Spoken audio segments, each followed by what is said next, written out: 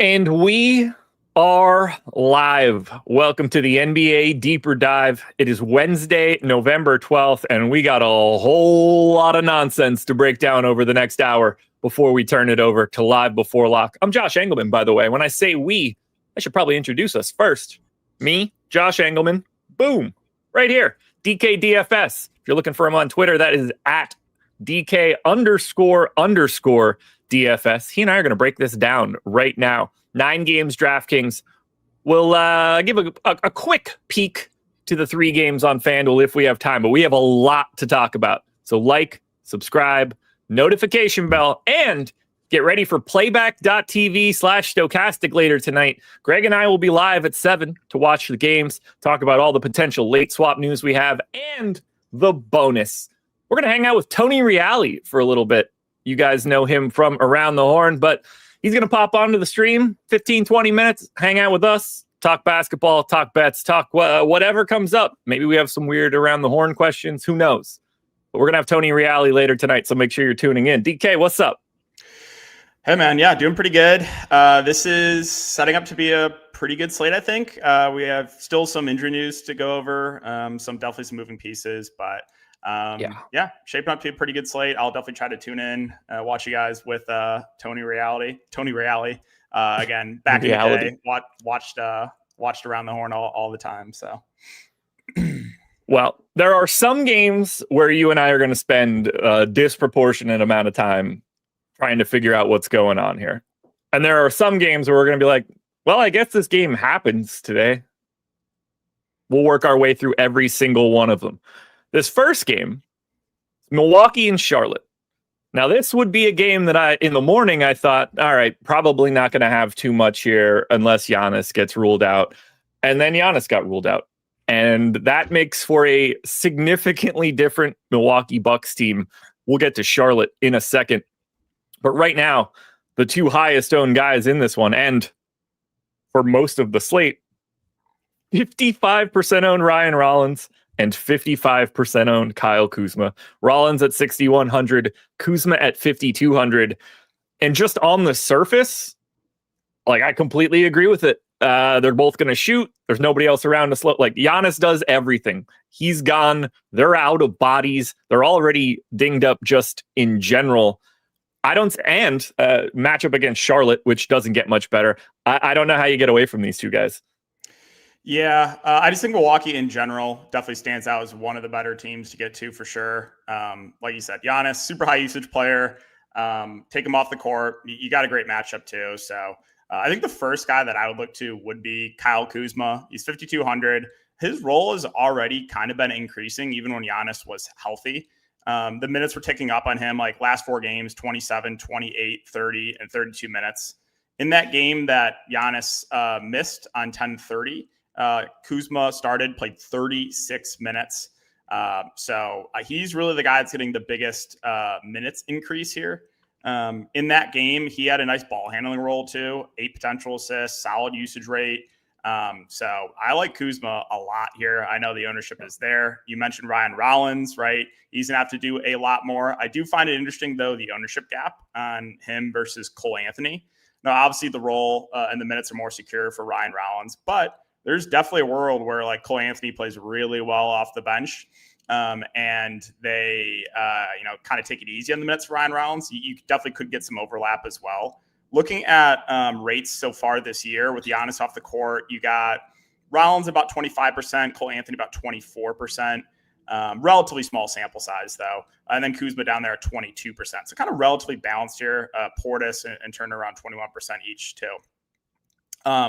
So, yeah, I think Cole Anthony, again, pretty interesting pivot there off of Rollins. I know they're not really the same price points. The front court, I don't know what to do with Bobby Portis and Miles Turner. They didn't overlap at all that last game that Giannis missed. However, recently they've been overlapping a little bit. So that one I'm kind of torn on. Like, what's your thoughts on those two, I guess? They're tricky. So we're getting like 20% ownership to Portis. He's obviously got the power forward eligibility along with center. Turner sitting at the 6,200 mark, but they're both about 20% owned. For so long, it was just like, oh, Giannis is out.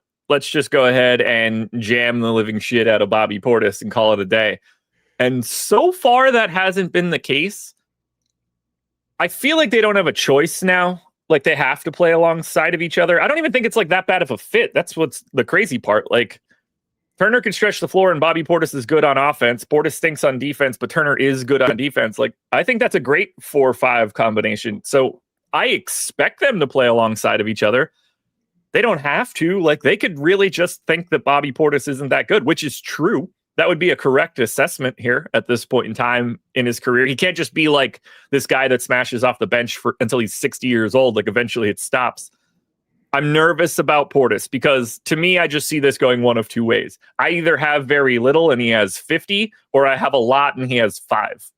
Yeah, it scares me too. So Taurean Prince played in that game that Giannis missed on 10:30. He's out now. So I do think there's a little bit of a better chance that they overlap. But yeah, there's like a wide range of outcomes for Bobby Portis. Like, he could realistically come off the bench and play like 18 minutes, and I would not be surprised. He could also come off the bench, play extremely well, and play like 30 minutes.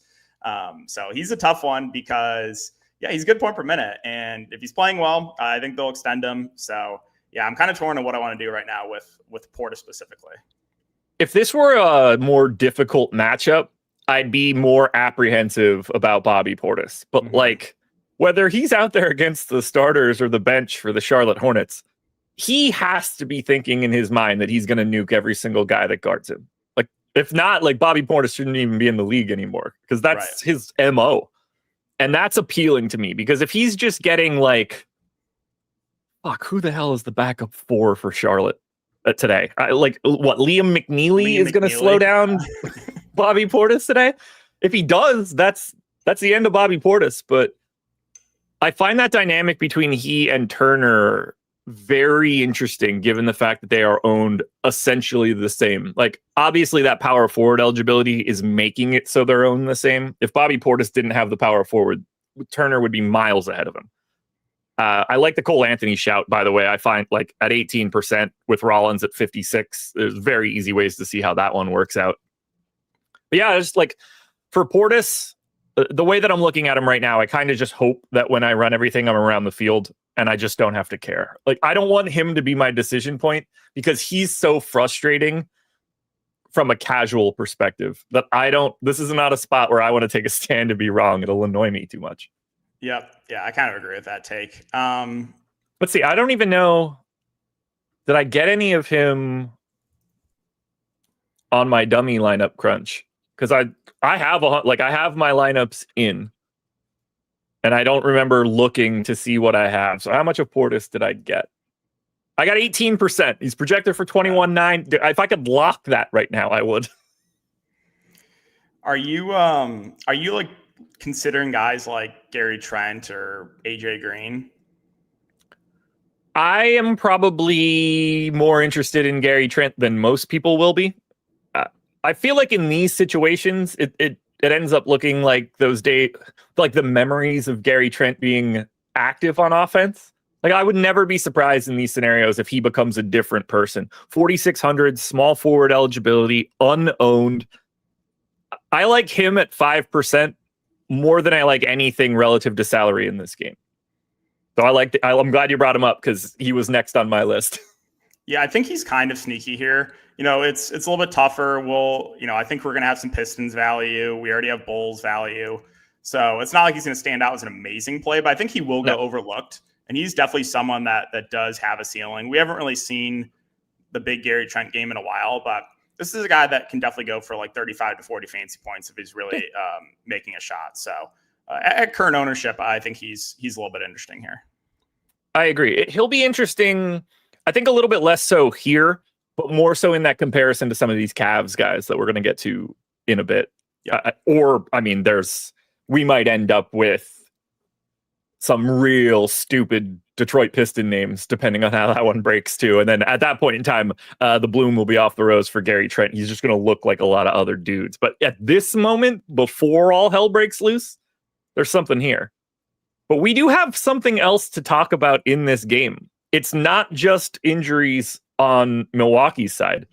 Ryan Kalkbrenner is questionable today for Charlotte.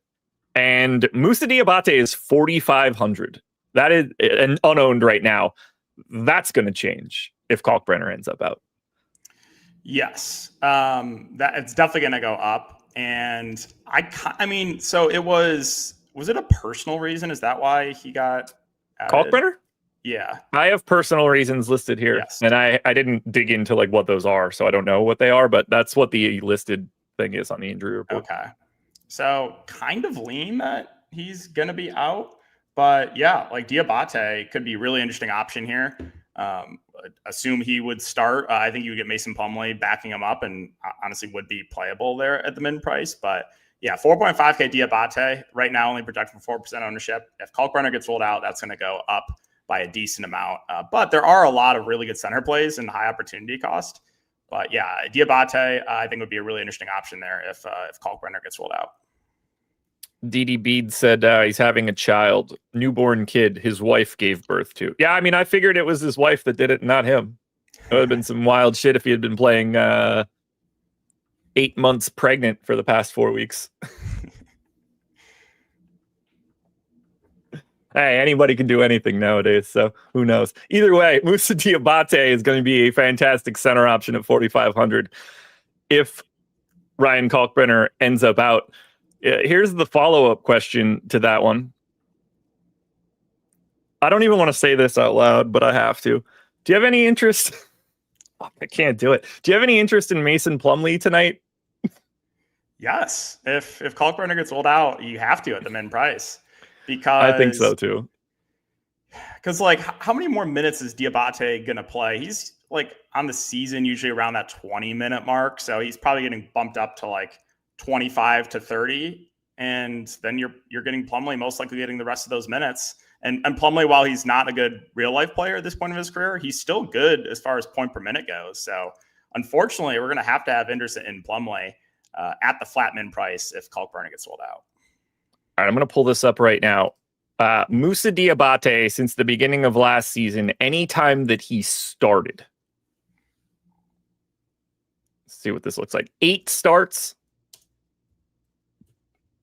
227 minutes, 28-minute average, basically, which I think, in a project, like if this happens and we update, my guess is he ends up in that like 26, 27, 28, 29 range. Leaves a lot of minutes for center after that, and not a ton of different options after that one. So if you can get enough minutes out of Mason Plumlee here, I don't think it's nuts. We're probably going to have way too much value for him to like matter in any way, but I wouldn't be surprised if he could pay off a 3K ceiling just given what's left. Definitely, yeah. Like he's not someone I think I'm going to go out of my way to play, but he's definitely going to be in the player pool for me. Yeah, flat 3K is just a thing that like that starts to matter a lot. Do you have anything else you like here for Charlotte? Miles Bridges is the only guy getting any real love. I mean, Knipple is, but he has been 20% owned right now. Shooting guard, small forward. Like he's playing 33 minutes a night. I'm not like, if I'm going to get to anything from Charlotte and feel good about it, it's Knipple and Bridges. Yeah. I think Knipple is the guy that is your best point per hour play right now on Charlotte. Roll's been really, really solid for him. Minutes are great. So totally understand why that's happening. I like the upside a little bit more with Miles Bridges, 41 and 40 minutes over the last couple of games. So he's going to play massive minutes here.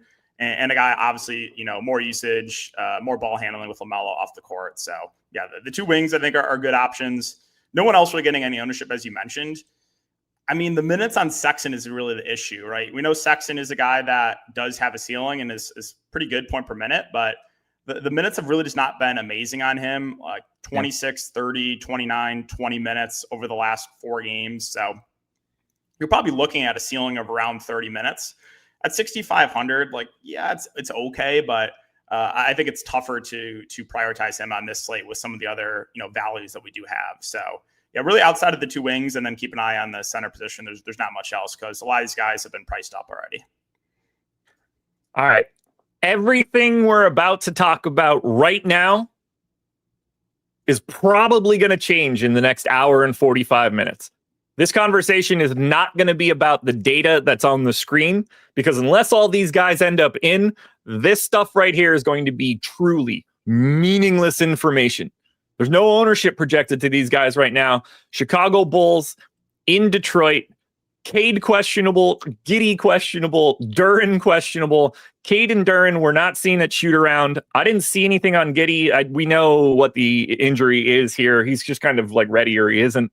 But this Detroit side is fixing to be nuts because they're not exactly healthy even before these guys would be ruled out because Beef Stew is doubtful. Tobias Harris is already out. Asar Thompson's already out. Marcus Sasser's already out. Jaden Ivey's already out. This Pistons team is live to look crazy. I'm just going to ask you right now, are you assuming they both aren't playing? I am assuming they're both out right now. Yes. Yeah. I do not think they play. And that's going to open up a ton of value for Detroit. On the Giddey side, so Billy Donovan said that at most he was going to miss 2 games. He was getting shots up this morning at shoot around. Now it was just like shots up, so I don't know if he like. Yeah, it's a sprained ankle. Like he was always going to be at shoot around doing something. Yeah, so I don't know if he like fully participated. So like that one, Giddey, I think is 50-50 for me. I was a little more confident last slate. I think he's 50-50, but right now I'm leaning that both Cade and Duren are out. Again, Duren, you had the midday ad with an ankle injury, so I don't think they're going to play. Okay. So the good part of this is that at likely 6:30, we should know this. Now, the Detroit Pistons are one of the more notorious teams for screwing you for announcing their rotation. There were times where they would do it after the game started. There are a lot of times where they'll do it with like 5 minutes to spare. So we might need to be ready for this one. Although I'm pretty sure Duren and Cade would have to be ruled out at that point. I don't think they could put them out after that, but I can't confirm that right now. Either way, if they're both out, everything that we're about to say about Cleveland is going to happen here first. Because obviously Cade is this is like taking Giannis off the Bucks. You're taking the center of everything. And Duren's a close second so far this season because he's been doing everything too. Paul Reed will immediately become something you have to have. And that's the sort of thing that like negates Mason Plumlee eventually because we're just going to have better versions of that. I don't know how we'll get away from Paul Reed. We just watch. It was Dennis Jenkins, right, that played like the final 26 minutes or something of the last one. He hit the 3 to send it to overtime too. Yeah. Like he's clearly going to explode in these projections. He's 4,100 and he's going to go from being projected for like 16 minutes to 30. We're going to play probably Chaz Lanier, Tolu Smith, or Bobby Clintman might be names we click on at some point in time. I'm fascinated by Karis LeVert because I don't know how much he can play. I was going to ask you about LeVert because he is the one that like I don't know what to do with if both these guys are out. Because we've seen like going back in previous years, for example, when he's on Cleveland, like when you had like Mitchell or Garland out, like LeVert was always like a plug and play. He was inserted in, like he's a guy that can lead the offense, high usage. So yeah, he's one I'm gonna be torn on what I want to do. I don't know if he would start or not because I actually think that they would start Jenkins for Cade and bring LeVert off the bench. But I agree. If LeVert started, then I would have a lot more interest. I would be more confident in his minutes. Yeah, I don't like. He played 6 games in a row here before missing that last one. LeVert, that is. 16, 18, 20, 19, 20, 20. That just, 3 of those games, 4 of those games were without Tobias Harris. One of those games was also without Beef Stew. It's weird to me that he just never fell into like 25 in any one of those. And it makes me feel like they're not going to let him do that. Yeah, I agree. So that one's a tricky one for sure. But yeah, I think the first 2 guys for me in would be Jenkins and Paul Reed. And then I would be curious to see like where the ownership will land on Ron Holland. Obviously, he burned everyone, including myself, the last game. But like his upside would go way up too. We'd have to consider obviously Javonte Green's already in play. I like Ron Holland already. No, I know he's a good value even if both those guys play. But I'm curious because I think his ownership he wouldn't be super high on, because I think most people will just go to Jenkins and Reed first. Yeah, I mean, he's only at 5 now, and like realistically, if both of those guys are out, like, yeah, we're probably going to give him a couple extra minutes and like a slight rate bump. But like, he's not going to go from 5 to 50, I don't think, because there's just going to be too much other like extreme point per dollar options that are going to be soaking that up a lot more. But like, I'm happy to get to Javonte Green at no ownership. His price isn't nearly the same. I'm happy to get to Ron Holland again if these guys are in. But once they're out, all bets are off. That's going to be a fun one for live before lock. So you're going to want to be ready for that. But if Jalen Duren is out, $3,900 Paul Reed is going to go from 1.17% owned to like 117% owned. Yep. And I don't know if you have a strong take on this. I was trying to figure out who they would play as the backup center if Duren gets ruled out, whether it be Smith or Jones. And I'm not like super confident. I guess, do you have a lean there? Well, considering that over the past 10 games, obviously Isaac Jones hasn't been there for all of them, but they have combined for 6 total. I don't know if we have a great idea of who's going to be the next man up. All right, so Isaac Jones got claimed after the Kings cut him, which, man, if you get cut by the Kings, you probably never want to play your trade again. Tolu Smith, how are you acquired? Undrafted is the way that this looks. I'm going to lean Jones. Yeah, I'm going to lean Jones. I don't know. I've been going back and forth on it, but yeah, it's probably not going to matter. But I wasn't sure of that one, so I was just curious if you had a take. I mean, realistically, I think the most likely scenario here is like you project them both for 10 minutes, and one is likely to get either 0 or 20, and so is the other. The reason I brought it up, though, just because Paul Reed is very foul prone. So like I was like, this could be an interesting leverage play, but I don't know exactly who's it going to be.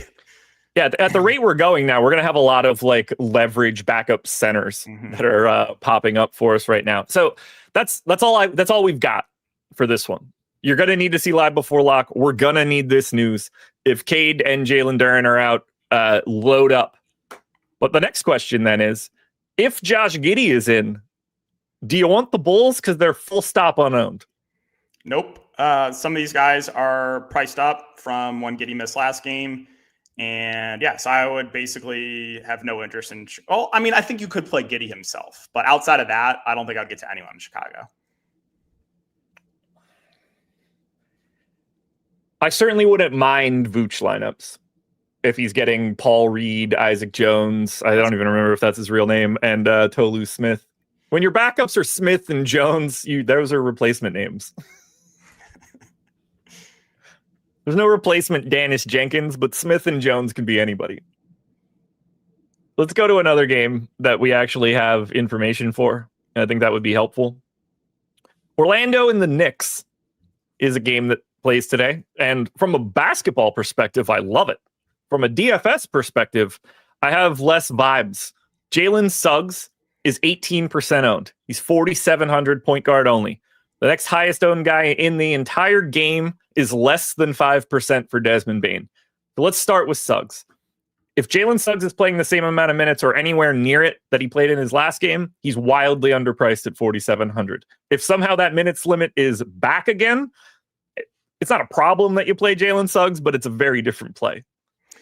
Yeah, it kind of surprised me how much he played last game, kind of out of nowhere. I know there had been like a few blowouts, but it just felt like he was pretty consistently playing 20 minutes a night. And it's like, okay, I'm just like not interested in Jalen Suggs. And the next thing you know, he just played 29 minutes. Like, whoa, where'd that come from? But yeah, so if he's going to play like around 30 minutes, he obviously is the guy that you're going to look to first here for the Magic. 4,700, reasonable price point there. Not like a super high usage player, but a guy that can do a little bit of everything. So yeah, he is the guy right now that I think you're looking to for the Magic. I think it's harder to get to anyone else. Like Desmond Bane, you can make the argument for at 6,200. His role has been a little bit better of late. We know he started really slow. Ball handling role has been a little bit better over the last few games. Minutes also 36, 35, 33. So I think he would be the other guy I look to for the Magic. But yeah, there's like no ownership going to Paolo, no ownership going to Franz. I think it's tough to get to those guys, but I'm not saying that they can't have a good game. This is a game where I'd like to be like mildly over on everybody that has a name that you recognize, because we're just going to have this overwhelming amount of Cavs value, Pistons value, whatever, where we're just rotating around all these guys. If Towns is 2% and Baines 2% and Brunson and Banchero and Wagner, like if these guys are all my last guy in, I'm very happy that I don't just have another chalky guy. I have another star in my lineup.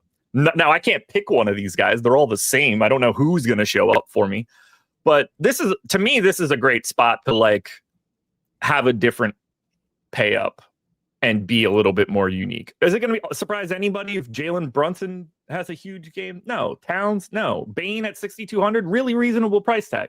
There's no real priority interest in these guys. But given the way the slate's set up, they're not underrepresented because it's correct, but these are the types of names that I start to look at on these days. I want to have like a bunch of 2.5x stands on 5% owned guys. I just don't know who they're going to be. Yeah, I like that take because, yeah, we already have value. We're going to probably have more value. So mixing in some of these spend ups at no ownership, I think is totally reasonable in tournaments. For anybody ask, I would assume Javonte Green would get the Josh Giddey assignment. Probably, yeah. Him or it's not Ron Holland, maybe? It could be, he would be the other. I think they would probably start with Green at that point. Mm-hmm. And then maybe like Ron Holland with Buzelis. It's not going to be the other guys, that's for sure. But yeah, this is just a weird game right now. If you're a believer in the Suggs minutes, though, 4,700 is not the correct price. He's better than that. Ugh, more awful games to talk about. We're making decent progress. It's been fun. Memphis and Boston. Now hit that like button if you haven't done it yet. 1, we've got live before lock coming up after this with Greg and Eric. And then 2, let's build up some momentum before we get to playback and hang out with Tony Reale. Very little ownership in this one as well. Boy, oh boy, did this Boston team kick me in the balls yesterday. Big favorites against Memphis. Jaylen Brown, 15% owned. Derek White, 10. Everybody else, sub 10. Ja Morant, questionable in this one. How do you want to handle these Boston guys? Because I had a boatload of Peyton Pritchard yesterday, and he probably had his worst game as a pro. Yeah, I like the 3 main guys once again for Boston, as I usually do. Yeah, Pritchard had a really bad game last game. Luckily, I did not have him. But Jaylen Brown, Derek White, Peyton Pritchard, like the matchup, like targeting Memphis. So I don't really have any super strong takes here.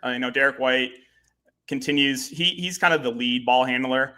If you look at potential assists, and the shooting's been a little bit better for him of late, but I still think you have more upside that we haven't really seen yet from him this season. Jaylen Brown's been the most consistent. Obviously, I think that's totally fine. 8,500, 15% ownership. So those 3, I think, are really the main guys you're looking to. A guy like Kada, I think, is going to be tougher to get to. He's only center eligible, and we already have a lot of great value. We'll talk about some more value plays in a bit. So he's a little bit tougher, I think, to get to. So I think for Boston, just those top 3 guys, Pritchard, White, and Jaylen Brown. I'm not going to do the Jaren Jackson thing that I did yesterday. It's going to happen eventually. I probably won't have him once it does. He's unowned. Doesn't seem like it's working out very well for Triple J right now. I don't know what happened. I don't want him to be hurt, but I'd rather just find out that he is so I could stop stressing about how I think he's just going to drop like 70 fantasy points out of nowhere one day. It's stressful. He's too good. I don't get it. He's too good. Yeah, he's been disappointing this year. Obviously, the minutes kind of the concern too. But yeah, not really sure what's been going on. He's playing like his stats are great, but his usage is down like 6 percentage points, and there's nobody else on the team that should be taking it. I know. I don't know what to make. But he's shooting well. The blocks are there, the steals are there. I mean, he doesn't rebound, but he never did before anyway. But now he's just like he's passive. It's just the only thing that makes sense to me is that he's passive because he has to be. But that's not helping me right now. So I'm going to stop talking about Jaren Jackson because I wasted too much time yesterday. Yeah, there's nothing else here for me. They'll probably have too much of Boston like I typically do. Hopefully they play slightly better than they did yesterday. But what do we want to do here if we don't have Ja Morant? Yes. Oh, Josh Giddey out. Okay. Let's I'm gonna circle back to that quickly just to because that was a little different. So Giddey gone. Kalkbrenner in. Okay. You shove that kid back in there for 3 hours or what? What happened there? I don't know. Patch that bad boy up for 3 hours. We gotta respring a leak. We gotta fix it. Okay, well that's interesting. So, I mean, we just saw Giddey be out, so this isn't going to be as foreign. Dosunmu at 5,200 is immediately going to look better. Kevin Huerter is going to look a bit better. Isaac Okoro is going to look a bit better. Not the most advantageous pricing here, though, for Chicago.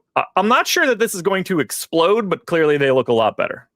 Yeah, I think those. I think it's Jones, Io, and Huerter that get the biggest bump here. Trey Jones, last game that Giddey missed, 79 passes made, 15 potential assists. So he's going to be the primary ball handler. You're going to have Io kind of as that secondary ball handler. He made 56 passes and 9 potential assists.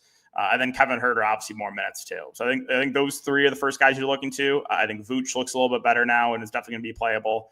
But yeah, looking at the salaries, I think it's Jones and Io that are my two preferred options right now on the Bulls.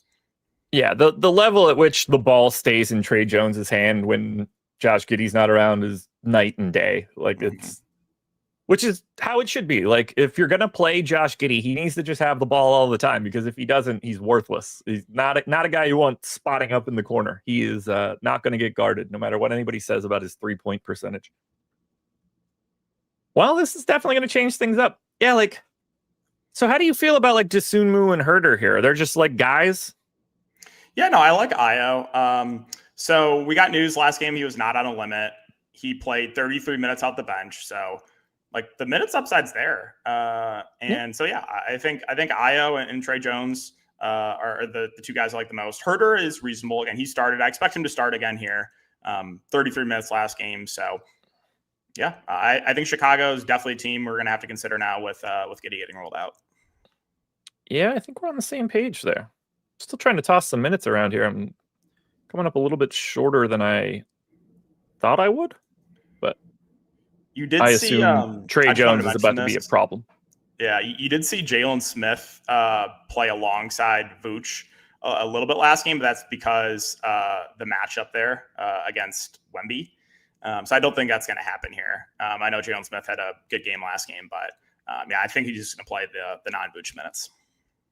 So we should get an update with these projections sometime in the next 20 minutes or so as this news is trickling in. So I'm sure our guys will touch it. You ready to get to the main event?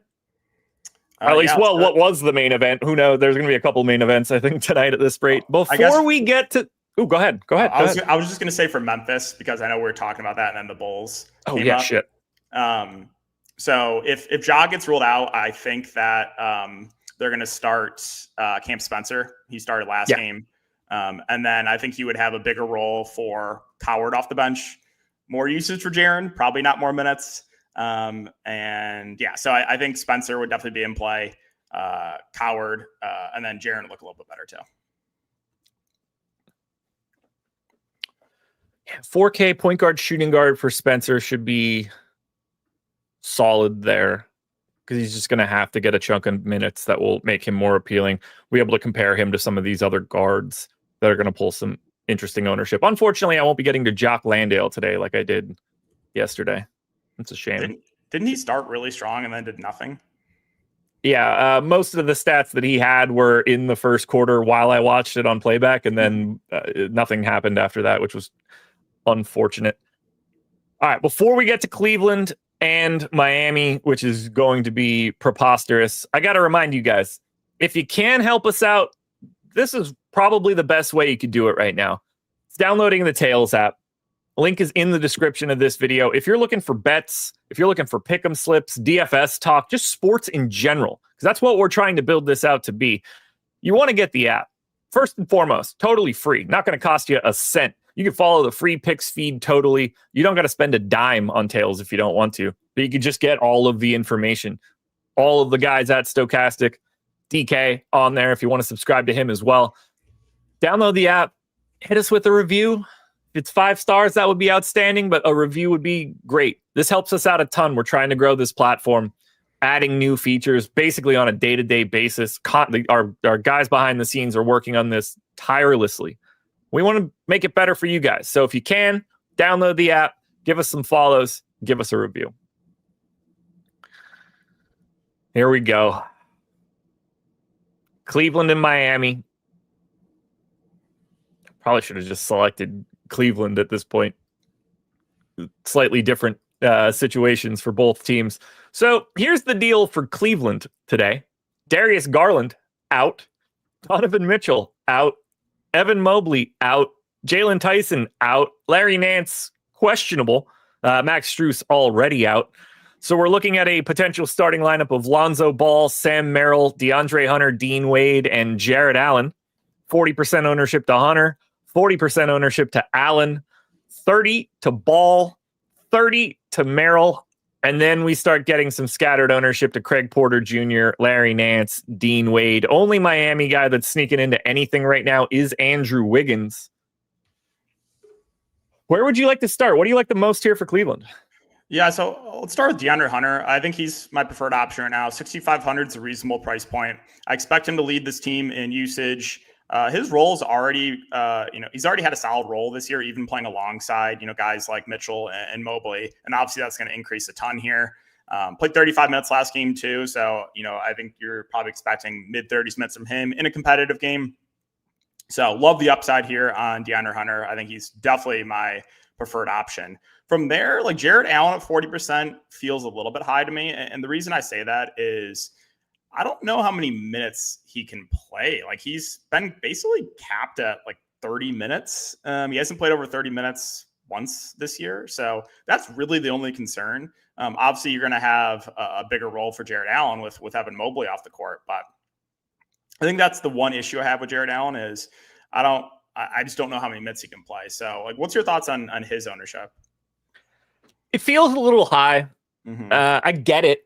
When you hemorrhage all of the real players on the team, the other real players that stick around tend to be much more interesting.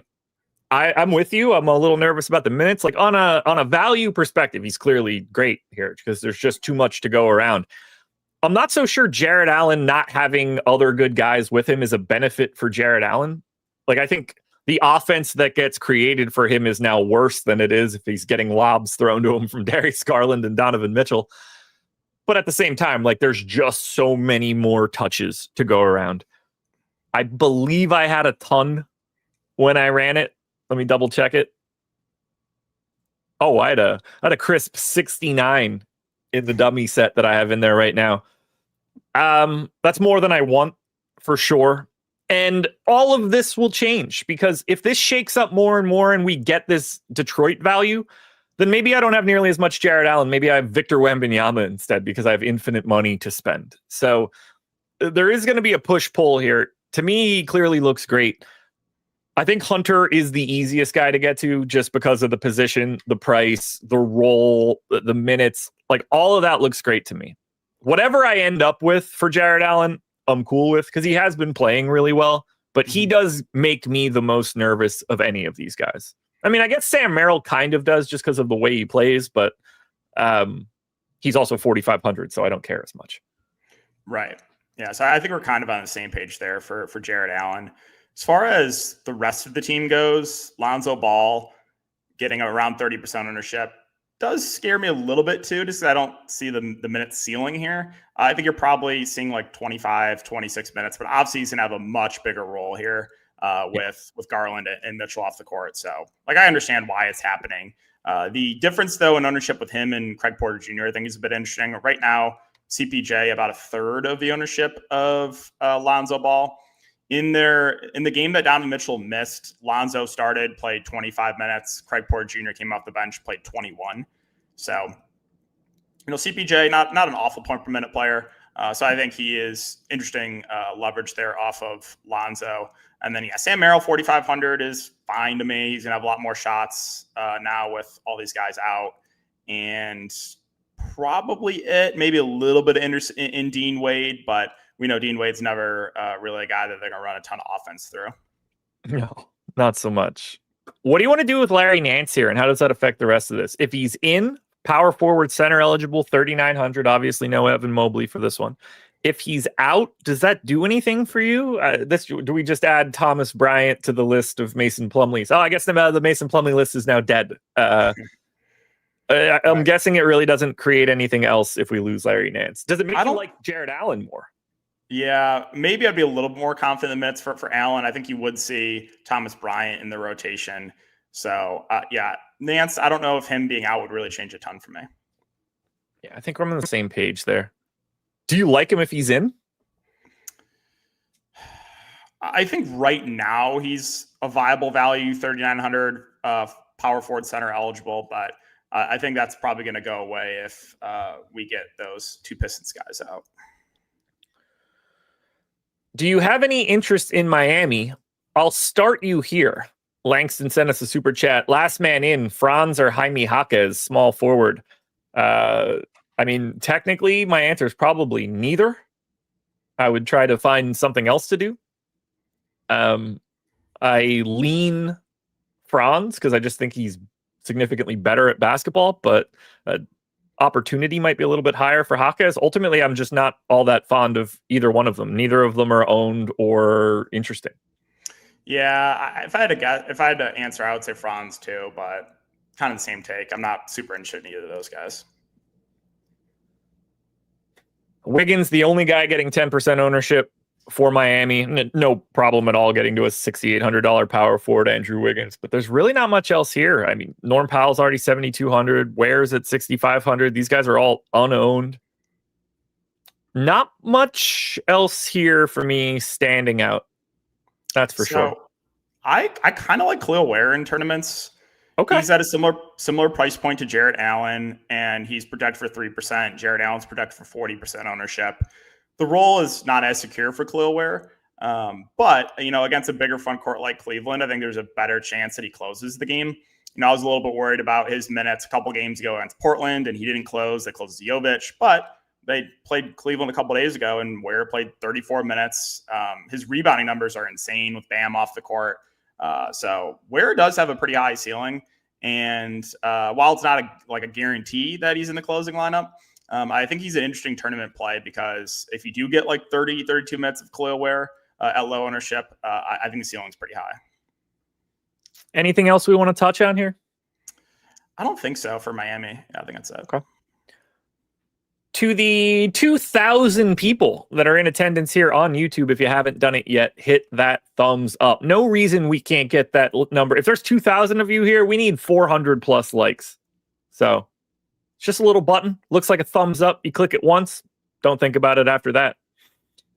All right, we're about to get to less interesting games ownership-wise, but maybe not so much in my personal interest. Washington Wizards, Houston Rockets. About 18% ownership to Alperen Şengün, about 15 for KD, 6% or less for everyone else in this game.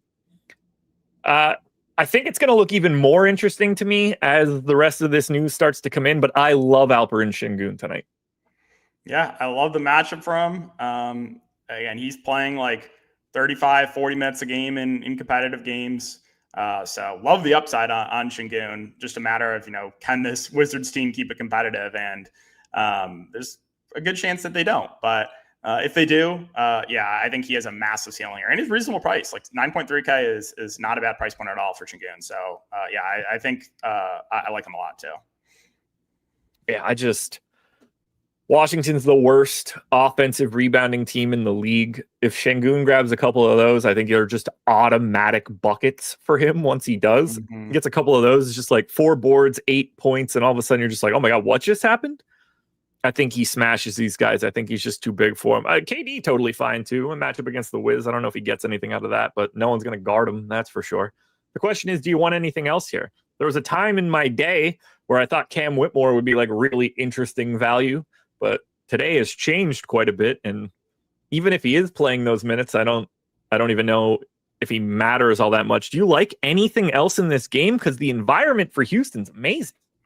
Yeah, I like Amen Thompson. I think I would rather play him at 4%, then KD at like 14%. So I'm not really sure why KD's like 3x ownership of Amen Thompson. This is a game I can see like Amen Thompson going for a triple double if it stays competitive. Again, he's also someone that's playing close to 40 minutes per night in competitive games. So I think he's kind of sneaky right now at his ownership. I think it's a little bit tougher to get to like anyone else for Houston, like the wings with like Jabari Smith and Tari Eason. On the Washington side, there's not a ton here. I think Sarr probably would be the guy. His price point is up a bit. Again, he's only center eligible, but we've seen the ceiling on him when they do keep the games competitive. Again, Whitmore, you mentioned, like, I don't think it's necessary to go to him on the slate, but it is the revenge spot. Again, I don't read into that too much, but yeah, I think it's tough to get to Washington here, but Şengün and then Amen Thompson, I think are definitely in play. I want so much more here, but I just don't see it. It's just I'm going to end up having all of the Şengün and nothing else in this one. See now, two different people mentioning Tari Eason. He might as well not exist on this slate for me, but it surely could smash in his 24 bench minutes. It is Washington after all. Greg Ehrenberg has entered the studio. Let's keep it moving. I don't have anything else to add to this one. I just want to get a bunch of Şengün. Did I have them? Am I just speaking this into existence, or did it already happen? At 18%, right with the field. That'll go up by the time we get to lock. I hope. A lot of Reed Shepherd shouts. It's fine. I mean, he should look pretty damn good against Washington, but there's a billion Reed Shepherds today, unfortunately. As someone asked if Whitmore would close in a blowout. No, he hasn't really at all this season. I mean, and they're all blowouts. and they're all blowouts. So yeah, they have enough guys in the end of the bench that they'll throw out there in a blowout. All right, 3 more to go on the DK slate. Most of this is going to be quick. Portland and New Orleans. 20% ownership to Deni Avdija. 10 for Fears, Queen, and Murphy. Minimal going on here everywhere else. That's a lot more ownership than I was expecting for an $8,700 power forward Deni Avdija, but the matchup is money for him today. Yeah, matchup's amazing. Again, we do have a lot of value, so like I understand why it's happening. Role's really solid for Deni. He's basically right there with Drew Holiday with potential assists. Playing like 35 minutes a night. He's played 37 in 2 of the last 3 games. Good rebounder as well. So yeah, I think he's totally fine. The rest of this game, there's not a ton else. Like Drew Holiday's up to 7,500. I don't think where you can really get to anyone else on Portland. On the New Orleans side, I don't know what to do with the front court. Like Misi was available last game, didn't play. I think he's going to play here. So if he does, that worries me a bit with Derek Queen. And Jeremiah Fears, I guess, would probably be my preferred option there at 5,200. But the worry there is you haven't really seen a ton of overlap with him and Alvarado. And like if Alvarado plays well off the bench, the minutes don't necessarily have to be there for Fears. So yeah, New Orleans, even though they're relatively shorthanded, there's not a ton here. And it's not, Portland pretty solid defensively too. Yeah, I think Jeremiah Fears is going to really not enjoy the experience he's about to get, whether it's Drew Holiday in his jersey or Drew switches off and all of a sudden he's getting picked up by Kamara or Deni, and then all of a sudden he gets to the rim and he just gets absolutely eaten by Donovan Clingan. He's not ready for what's about to hit him. Like, the Blazers don't take nights off on D. These guys are going to smother him. I'm terrified of him today. I just don't think he's ready for what's about to happen. He's a guy that scares me quite a bit. I really just don't want much for New Orleans. I don't think they're very good. I think their offense is atrocious, and they're running into one of the best defensive teams in basketball. This is not a spot for me. Yeah, I agree on that. Speaking of things that aren't spots, we've got more of them. Golden State Warriors, San Antonio Spurs. Not good vibes in Golden State right now. The chirping has started. There is no one owned more than 10% today in this game. Fox at 8, Wemby at 7. I think that Wemby number will climb a little bit once this Detroit news hits. But 7,100 for De'Aaron Fox unowned. Wemby, I mean, at the very least, we can afford him unowned. Do you have any interest in Fox or Wemby here? Because I'd like to have more of both of these guys in this spot, but I don't love the game. Yes, I like both a lot, and I kind of think they're both going very under-owned right now. So I don't know if people realize De'Aaron Fox played 37 minutes last game. So clearly no limit on him. Again, reasonable price point as well. He started that game really strong, kind of cooled off there in the second half, but I like Fox a lot for tournaments here at sub 10% ownership. And then Wembanyama at around 5%. Really like him too. I think we're going to have more value opening up. I think this ownership will rise just because of the value plays that I think will open up. But even so, I still think he's a really good option here. So those two are the two guys that stand out to me. Stephon Castle at 7,600 for me. I would just rather get to Fox for a little bit less. On a different slate, I think you could look to Luke Cornett if we didn't have a lot of value. Did close that game, put a little bit alongside Wemby, but again, I think it's tough to get to him on this slate. The Golden State side, I think it's really hard to get to. Brutal. So Kerr mentioned that last night that he didn't think Draymond was going to play. Draymond's actually playing against Kuminga. That's questionable. You never know what's going on with the Warriors, but there's not much here for me looking at their price points. So if the news breaks the way that we're expecting it, Victor Wembanyama is $11,600 on DraftKings. The next closest salary to him on this slate is $9,400 Devin Booker. That's a $2,200 gap between Wemby and everybody else. Wemby scores 70, you kind of just need it, right? Like after that, it depends obviously like if the whole 9K range goes crazy, it changes things up, but I'm fascinated by him here. I want to see how this one, I'd like to just have a lot of Wemby. This could just look completely different once Detroit news comes out. Maybe all that additional value, we see Wemby just get to like a number where you're like, all right, now I'm just going to be with the field on Victor Wembanyama. But he looks great because he's great. Love him. Final game on the DraftKings slate. The Phoenix Suns and the Dallas Mavericks. Dallas Mavericks at home. They are going to be met with rousing applause. The crowd has not enjoyed the Dallas Mavericks so far. They are going to enjoy the Dallas Mavericks tonight. Now, whether or not that means the Dallas Mavericks can win this game is a completely different conversation, but 10% ownership to Brandon Williams at 4,700. 5 to Devin Booker and nothing else. Anthony Davis not going to be playing in this one, and who the hell knows when he will. Derek Lively is questionable for this one. We've barely seen him. What do you want to do in this game, if anything? Because I've got interest in Brandon Williams, and I'm happy to be over projected to him if I can swap off of it. But do you like anything in this game? There's no priorities for me. I think Devin Booker would probably be the first guy I'd look to. 9,400 is a reasonable price point for him. Obviously, the guy leading, the team in usage, pretty high ceiling. So I think he's a totally reasonable contrarian option here. Like I said, sub 5%. Brandon Williams got the start. I thought that could happen last game just because D'Lo had really been struggling. He ended up playing 33 minutes, had a really nice role too. So with Anthony Davis out, I think he is the guy that looks the best here for Dallas. I think it's kind of hard to get to anyone else. Lively, even if he plays, I think would be limited, would hurt Gafford a little bit. PJ Washington is kind of just there. I don't think he's really necessary on the slate. So I'm kind of in agreement with the ownership here. It's Brandon Williams, a little bit Anderson Booker, and that's about it.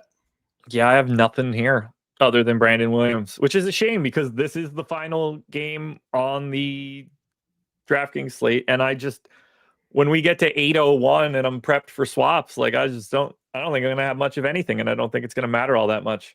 Maybe that changes, but Phoenix and Dallas doesn't strike me as a game that I'm going to get to more of when the Detroit news drops. I don't think it's going to affect it at all. I want to hit you guys with these final 3 games on the FanDuel end.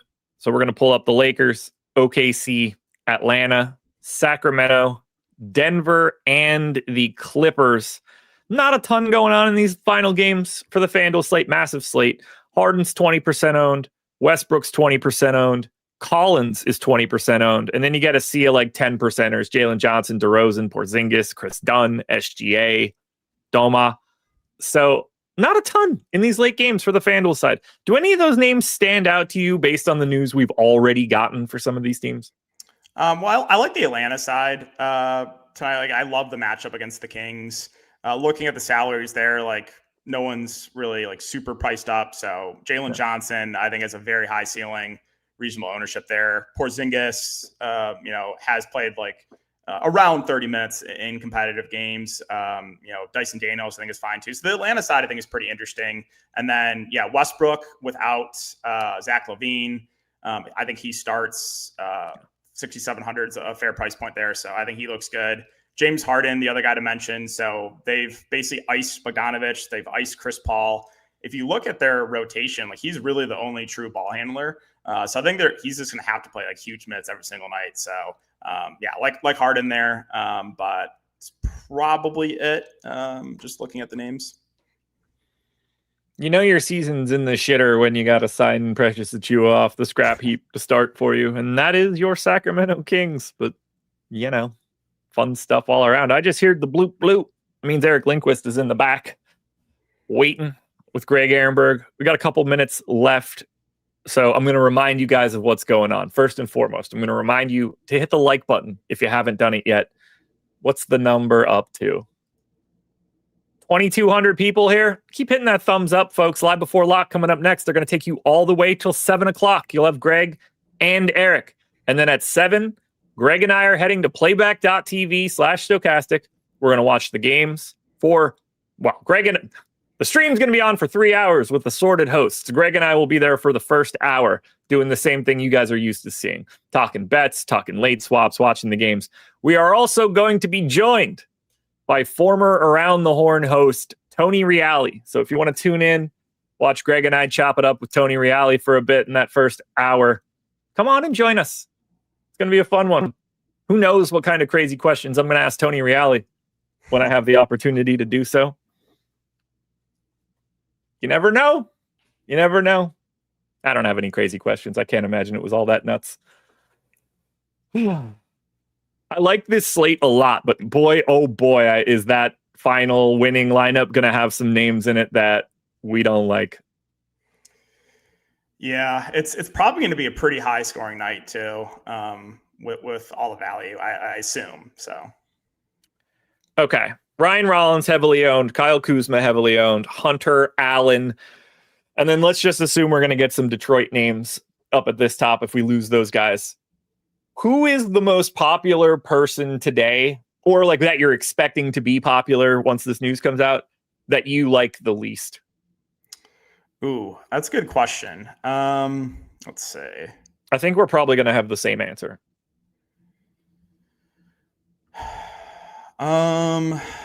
Might be Jared Allen. That is my answer as well. And it's not because I don't like Jared Allen or I think it's like a bad spot or anything like that.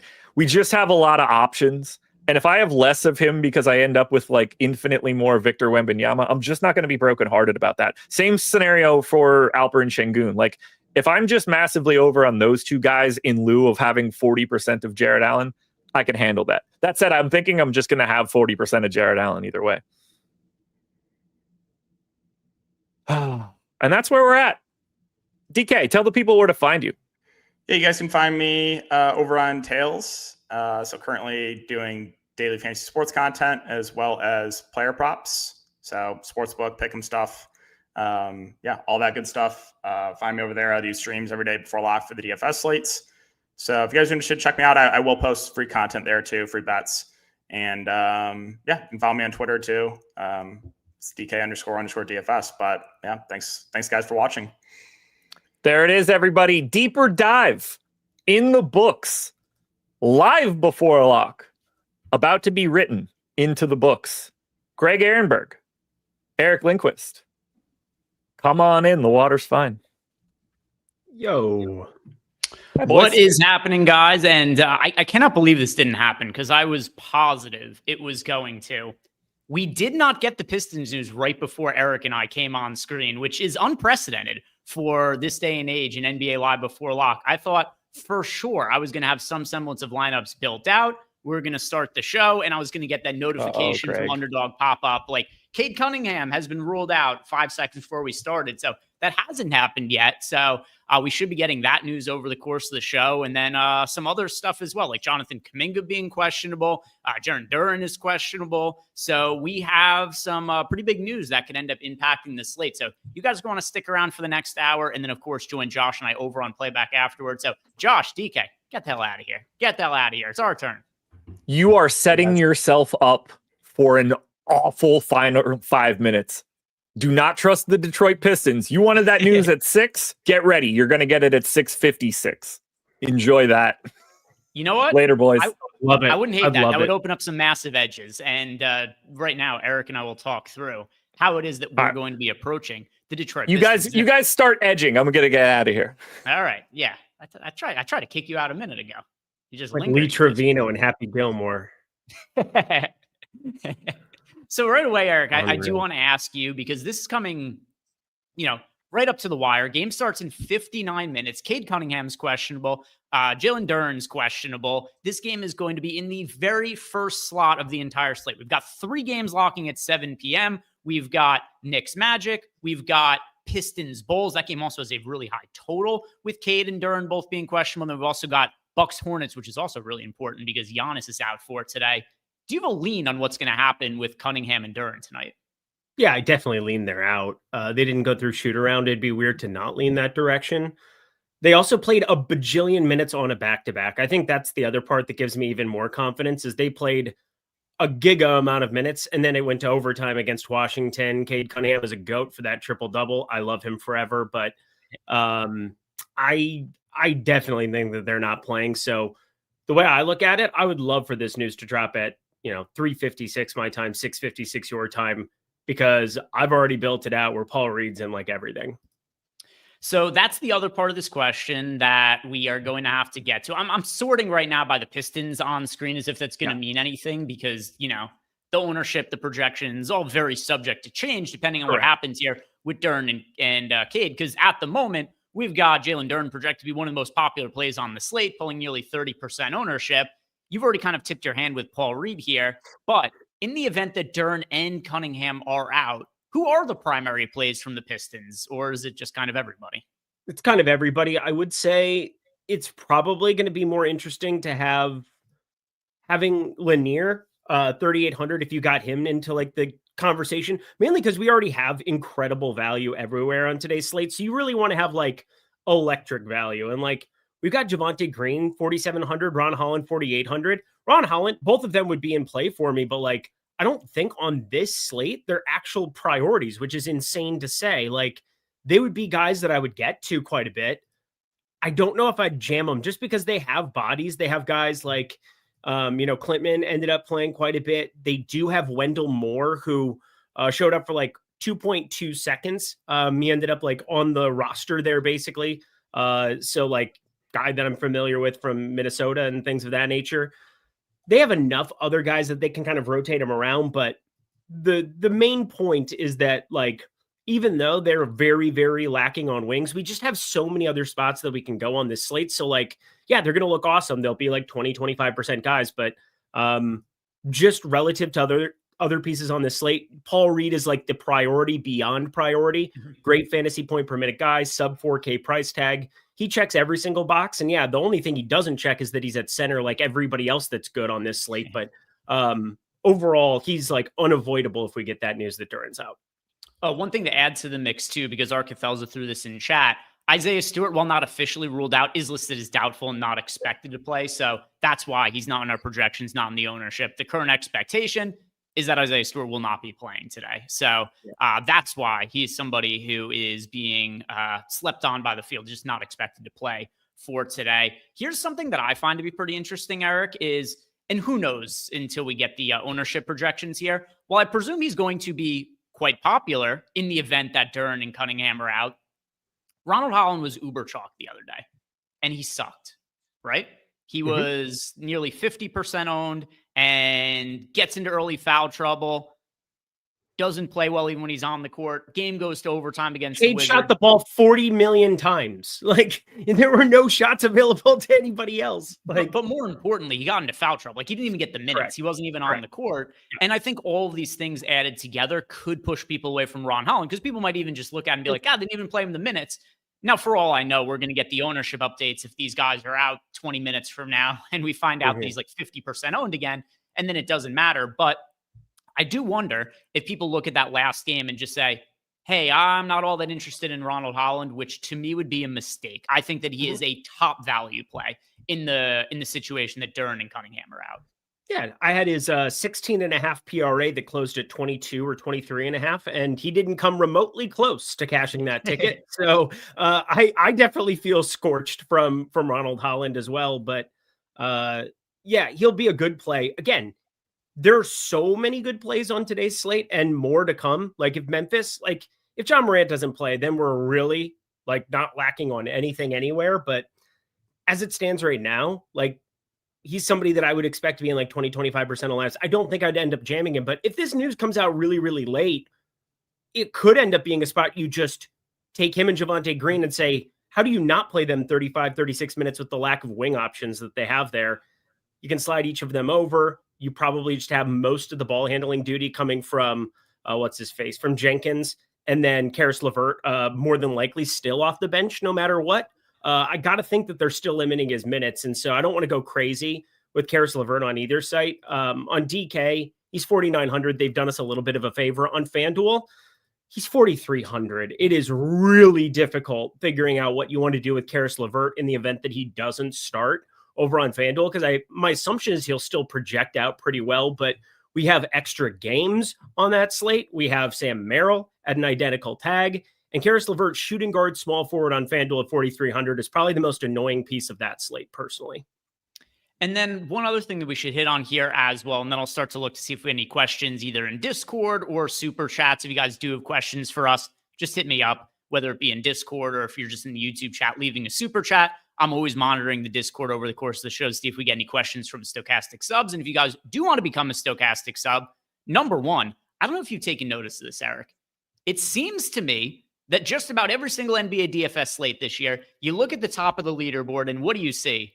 Nothing but Stokastic avatars. We are crushing it this year. So if you guys want to join the team, sign up for any of the packages we have down below in the YouTube description box. You could either sign up for any of our packages individually or take advantage of our link join offer to get 1 free month for each of our affiliate partners you guys sign up for, because you want to be part of the team. You want to be one of those people with the Stokastic avatars at the top of one of the GPPs. And then also, if you're just part of the YouTube community and you want to potentially get a free sub from being in the Hall of Fame program, play on DraftKings, FanDuel, Yahoo's owner box, wherever it is you're playing DFS with the Stokastic avatar. And if you finish top 3 in a GPP, add us at Stokastic_HOF on Twitter, and that could also get you a free sub. So make sure you're playing DFS with the Stokastic avatar if you're enjoying our content or our data and tools. But the other thing as well here that I wanted to ask you, Eric, Duren Cunningham, if they are playing today, which neither you are expecting, but I think it's something worth talking about here, what do you think we do? By the way, John Morant, we just got word that looks like, even though he's questionable, leaning towards being out. So we'll touch on that in a second, but I want to finish up talking about the Pistons just for, general conversational organization here. What would you make of Duren, Cunningham, and the Pistons if both of them are in? I would want to play a lot of them. We have value, and Duren is phenomenal at center. 1.4 fantasy point per minute guy. He's been playing massive minutes. Detroit doesn't like playing Paul Reed. I think I've said that for years now. We brought it up during the playoffs last year where it's like, shit, they will find any excuse they can to not play Paul Reed. And Duren's just good in general too. Like, I've always thought he was a pretty darn good player, and he's really showing out here. 37, 40 minutes in competitive spots there. This projects out to be a competitive spot if they both play. There's no Giddey on the other side. So, we would like Jalen Duren and Cade Cunningham. Do you like infinite usage and infinite rebounding? I sure do. And that's what you get with those two. So they would definitely be great spend up options in the event that they play. Yeah, Cade Cunningham. What was the final shot attempts that I know it was all of them, but what was the actual amount of shot attempts he finished with last game? He finished with 45 shot attempts. It's a pretty high clip. That is a lot. That is a lot of shot attempts. He had 40 minutes in regulation. He was already in the 40s there. But yeah, that assist at the end when he got at the perimeter, great pass. I mean, wow, he is forever goated for that. But yeah, he went complete Kobe on the earth. Just tried to do everything. It was wild to watch. Yeah, and that was you had Cade triple-double on tails that night. What were the odds you had on that? It was plus 15 and change, 1,500 and change. Had a little bit extra on the top of it there on DK Onyx for all the people. And there were celebrations had. And then yesterday, Isaiah Jackson cashes a double-double plus 720 off of tails. And that was on Lindy's long shots. And he came off the bench and he gets a putback with like 30 seconds left in garbage time. So been running insanely hot there, but that's neither here nor there. For the DFS slate today, Cade Cunningham, yeah, if he plays, you're going to play a lot of a guy with a 1.5 fantasy point per minute score with nobody in a Chicago side that, would just be getting obliterated. Yeah, and if you guys want to get some of those bets like Cade triple-double from Eric or any of the bets from myself or any of the other guys here, simply download the Tails app. You can either download it on your Apple or Google Play Store, or you can just go to tails.bet and search it in your search bar, and you get a ton of free content from us there. And maybe if you win some money off the free content, maybe use that money to pay for Eric's premium bets as well. So lots to like over on Tails. And if you are enjoying the experience, leave us a review or just a simple 5-star rating. Those couple of minutes you take out of your day to leave us those ratings and reviews, massively helpful for us growing that platform. Now, let's talk about John Morant, and let's see if the projections are updated for John Morant being out. Not quite yet, although that will be coming soon. But also Zach Edey, he was doubtful. He's out today as well. So with the expectation now, Eric, that John Morant is not going to play, what stands out to you about the Memphis Grizzlies? One thing that is kind of helpful here is that we've seen John Morant sit in other games because he was suspended. And afterwards, we found out that he is not playing basketball with a lot of joy. But for today, he is going to be sitting out. We do have the game on November 2nd against the Raptors where he was suspended to get somewhat an idea of what the rotations may look like. But what stands out to you on the Memphis Grizzlies with no John Morant in the picture? I'm going to ask you this first before we jump off, like before we, go off the diving board with this. Cam Spencer, do you think he starts or not? He started last game, so yes. I think he's the starter as well, but I'm looking a couple of different places and I'm not really seeing the unanimous feeling of that either. They have John Conchar over on your former employer, a couple of other spots as well that have Conchar. I don't agree with that. I think it ends up being Cam Spencer, and I think Cam Spencer ends up being the most interesting. 3,800 over on FanDuel where you can play him at shooting guard. That has a ton of utility. It starts to get a little bit wonkier where point guard, shooting guard, 4K on DK. I mean, it's kind of strange. Like FanDuel's really, really stars and scrubs already. There's a lot of these like 4K type plays that are just going to all look all right. But look how many ball handlers are out for Memphis. John Morant, Ty Jerome, Scottie Pippen Jr., that small character. Who the hell else could even play point? Like you could get some point Jaren Jackson Jr. out in this spot. So Jaren Jackson Jr. becomes the ultimate upside type dude. His fantasy point per minute rate has not been nearly as good. But yeah, John Morant hasn't been playing with joy, Greg. And with John Morant off the floor this over the course of the last calendar year, Jaren Jackson Jr. is a 1.3 DraftKings points per minute player. Desmond Bane is gone. Like you have so many things that are working in Jaren Jackson Jr.'s favor. I think Cedric Howard becomes the default number 2 there. I think he looks really nice as an NBA player. Yet another guy, 6K, kind of priced up into a spot where, it's going to maybe keep some of the ownership down, but like Jalen Wells is 3,800 on the FanDuel slate shooting guard small forward. I'm not sure if he walks into like a much, much larger role, but I do think the Memphis value looks a lot better on FanDuel where, I'm playing both sides tonight. And I kind of had a couple of preloaded builds with Memphis pieces in. Cam Spencer, Jalen Wells, Vince Williams, all these guys look way better on FanDuel, far more FanDuel necessities than on DK. But like on DK, Jaren Jackson Jr. becomes like my favorite by far. So, by the way, not officially ruled out, but unofficially ruled out. Cade Cunningham, Jalen Duren, Pistons are out for warmups. Neither of them are with the team. That's almost always an indication that they're not going to be playing. So with that news that we just found out that neither of them are going through warmups, it stands to reason they're going to be out. But we'll definitely be monitoring that situation in the coming minutes. So let's go ahead now and try to figure out a little bit more about the Pistons. By the way, Rich in chat said Vince Williams. Rich, are you just guessing he's going to start, or did you see something? Just out of I don't curiosity. know. Rich wanted to put me on blast yesterday. I'm still mad at him, so it's fine. No big deal. Oh, it was in the projections all day yesterday. Oh, okay. Thanks, Rich. I literally have no clue what you're talking about. Like, he knows what I'm talking about. I know what I'm talking. Nobody cared. It didn't matter. It's no big deal. But I've thought about it. Rich, I thought about you. Actually, that sounded creepier than I wanted it to. Let's keep talking about something else. Shiny new thing, Greg. Shiny new thing. Is that all you think about is Rich? No. Next thing. In the shower, in the bed, when he's eating his meals. That's all Eric thinks about. Ohio. I love Ohio so much, Greg. Ohio's the best.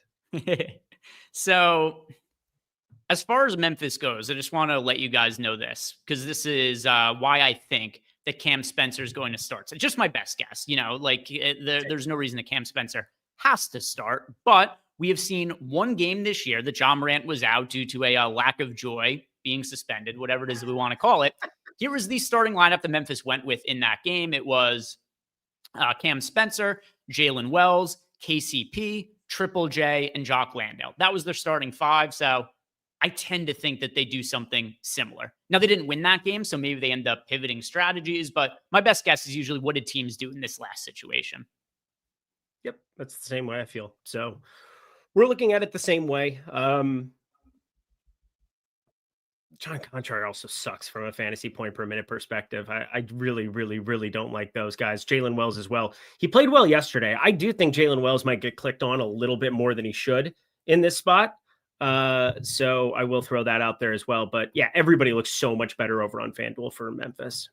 All right, let's start answering some of your guys' questions here. We've got one here to start from Langston C. And then once we get the projection, by the way, Cade now officially ruled out. Now, once we get the projections updates, we'll go back, we'll circle into those projections updates and see what it is that they show in our data. But first from Langston, last man in, Franz Wagner or Jaime Jaquez at small forward. What a breakout season this has been for Jaime Jaquez. This was an unfathomable question a year ago. Jaquez wasn't even in the rotation for a lot of games last year, and now has to be the front runner to win Sixth Man of the Year. My actual biggest concern with him winning Sixth Man of the Year is he's playing so well that the Heat are just like, we have to start this guy. He's been ridiculous. But Franz Wagner or Jaime Jaquez, who do you prefer for tonight, Eric? I prefer Jaime Jaquez, which is just insane to say out loud, but same concerns you have about that sixth man. I kind of took a look at it and I'm like, man, are they going to really keep rolling out Pelle Larsson? Are they really going to keep doing this? It's kind of like they're forcing his hand to some extent, but they like him in this role. There's a lot of teams that have just kept a firm grasp on like, hey, that's going to be our guy who comes off the bench no matter what. You also have Jovic, who's played a pretty interesting role for this team, can get hot and play himself into more minutes as well. But Jaime Jaquez fills up a box score too. That's the other nice thing about him. And you know, when you add Desmond Bane to a team, I know he hasn't played particularly well so far for Orlando, but that's definitely stripping away from Franz Wagner's production. We've seen that. Yep, I agree with you. It is going to be Jaquez. And like I said, a completely unfathomable question to be. Like, if somebody asked us that last year, I've been like, what the hell are you talking about? Yeah, why are 8 guys for the Heat not playing basketball tonight? Well, the guys for Cleveland that aren't playing basketball tonight. So by the way, and even last year, there were games where a ton of guys were out for the Heat, and Hawkins still wasn't cracking the rotation in some of those spots. So wild. That's how much some of these things have changed. But a super chat here from Avi. He is asking us a 2v2 question about power forwards on FanDuel's. Hunter and Allen as power forwards on FanDuel. No runbacks. Okay. So, yeah, I don't usually think about runbacks all that often in terms of NBA DFS. As far as power forwards go on FanDuel, yeah, Allen and Hunter are 2 of the top in our data. No issues with them being your power forwards on FanDuel. No issue whatsoever. In fact, relatively encouraged. But Jaren Jackson Jr. is the best play on FanDuel at power forward, so make sure you have room for him. He is, for some reason, Greg, $6,400 on FanDuel. And then Abby wants to know, or Jovic and Holmgren. It is the former for me. The 2 Cavs in Jared Allen, DeAndre Hunter over Jovic and Chet Holmgren. Same. All right. Am I missing a reference here? Sir Mackey loves pie, says Daniel Jones. He plays football. Yep. Somebody else who Eric thinks about a lot. Mitch Williams. Thanks, guys. Eric, you're my guy. All right. Mitch. Love you, Mitch. Yeah, thanks. I think about you too, Mitch. Don't worry about it. I think about you too. There we go. Thank you, Mitch. Thank you for the super chat and for building up Eric's ego for really no reason there. We've got I'll take it. Coach DFS wants to know our favorite DFS players by position. Let's see if the data is updated, because I do need to rerun Sims to have a good. Oh, we just got a projection update. So I'm going to hold off on answering some of these like position by position questions until we get the updated ownership, where we can run Sims again, Eric, and get a better feel for the outlook of the slate. Well, not only that, we did projections first. We're going to need Detroit's starting lineup too, because like the feeling that I get is that Karis LeVert doesn't start, which is going to make me feel better about my position against LeVert on FanDuel, because he's about to be very, very, very, very popular. All right, so we actually have Duren in right now, but Cade out. Yeah, they didn't send a note. Been ruled out. Duren has not been ruled out, but I tend to think that Duren sits. So if we do look at our projections, though, here's what we've got for the other players not in the front court. We've got Dennis Jenkins at $4,100, project for 29 fantasy points. We got Ronald Holland at 28 fantasy points. We've got LeVert now at 26 fantasy points. Duncan Robinson, 24. We've also got Javonte Green at 24. Now, obviously, things you and I are both expecting Duren to be ruled out in short order here, so that could change some of the equation. But what do you make of the projections on Jenkins, Holland, LeVert, Duncan Robinson? What stands out the most to you about those guys?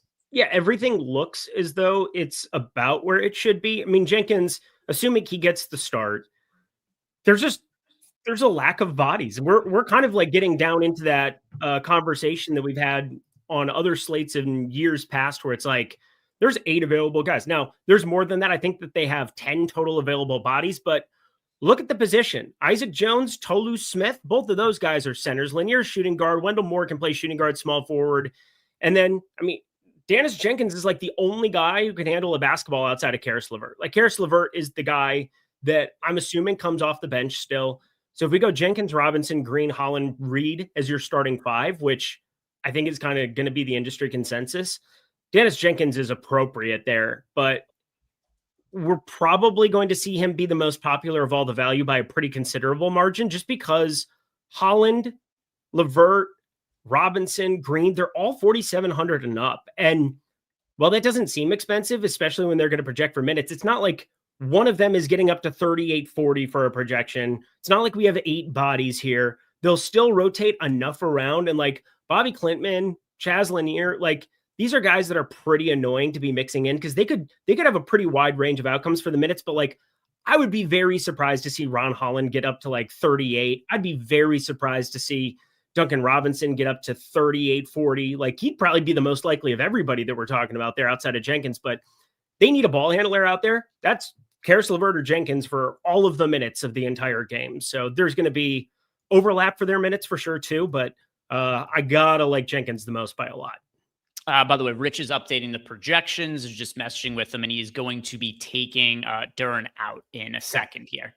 Let's look now at the update for the Grizzlies and see what these guys are looking like. So for Memphis, we've got Triple J in right now for 35 fantasy points. Yes. We've got, let me check, just making sure. We do have, I think that's pretty low for Morant. Let's look at some of his rates with Morant off the court this year.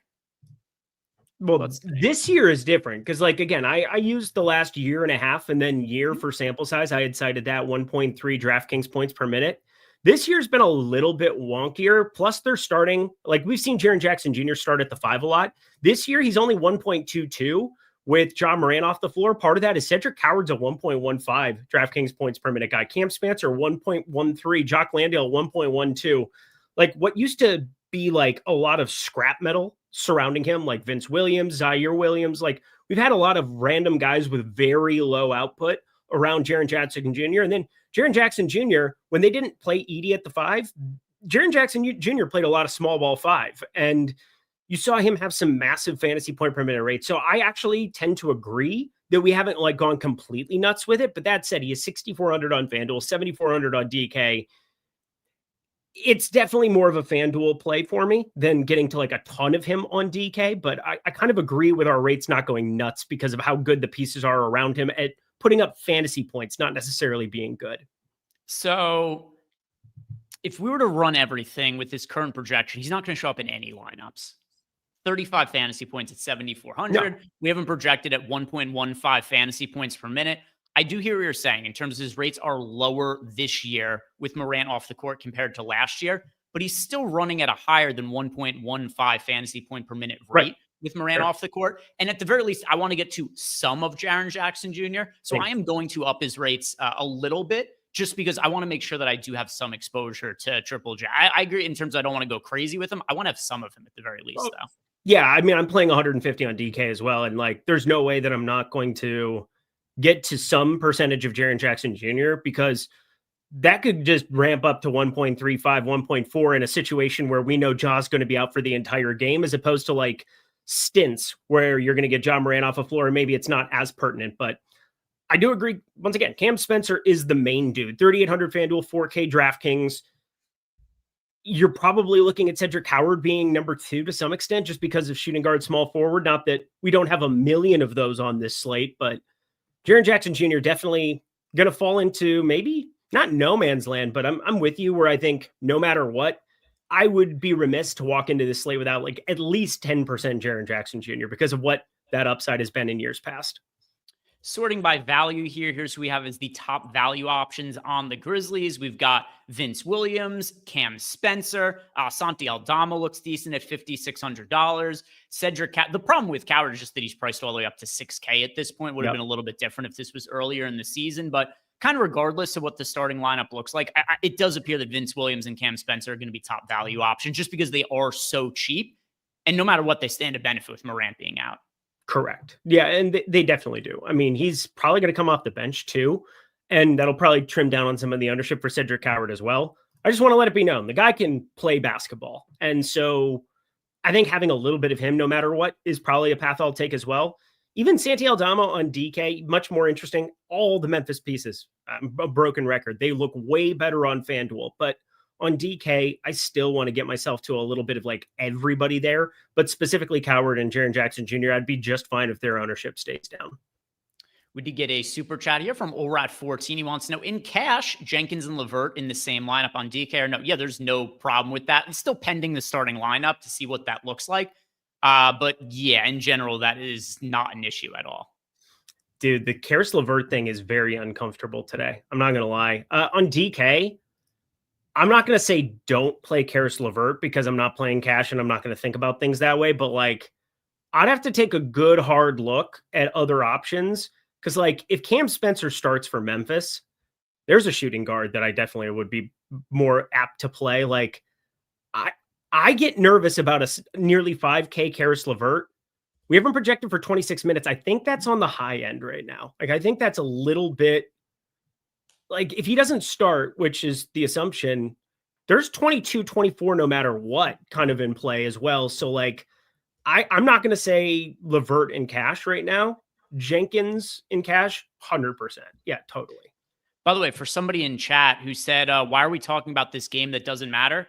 The Memphis game really matters. Yeah. John Morant's out today. That matters a ton. Like there's a lot of games on most NBA slates, but in reality, there's a lot of filler pieces who are okay, but you get a couple of spots that are just so much more important than everything else. For today, that's just clearly the Detroit Pistons, the Memphis Grizzlies, and the Milwaukee Bucks who are missing Giannis. Those are the 3 teams that should be dominating your guys' exposures today. Agreed, Eric? Agreed. And yeah, it's kind of silly when people say stuff like that, but then it reminds me why we play DFS in the first place, because people are saying stuff like that. It's a good thing for the ecosystem for us, so I'm fine with it. Yeah, looking at unless he starts, actually, I'm going to say this. Looking at our updated projection here, Olrat, absolutely play Jenkins in cash. LeVert probably more of a GPP play now that I've looked at our data. And I would say LeVert more reserved for tournaments. And I agree more with Eric.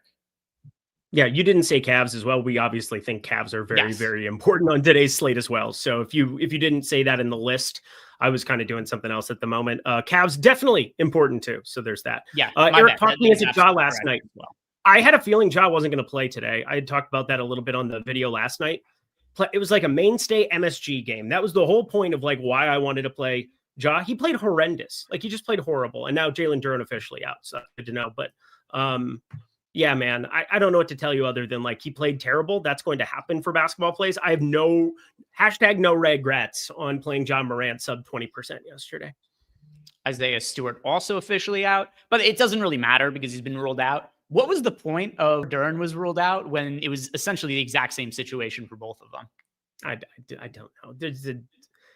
Honestly, some of these guys just need to get kicked in the dick. I mean, what are we doing? Like, just say what it is, say what it isn't. Like, it's like gamesmanship, but also it's stupid. Nobody came out on the layup line. I bet they're not playing in an NBA physical basketball game if they're not warming up to play said basketball game. Like, just release the damn press conference or release the sheet. Let us know.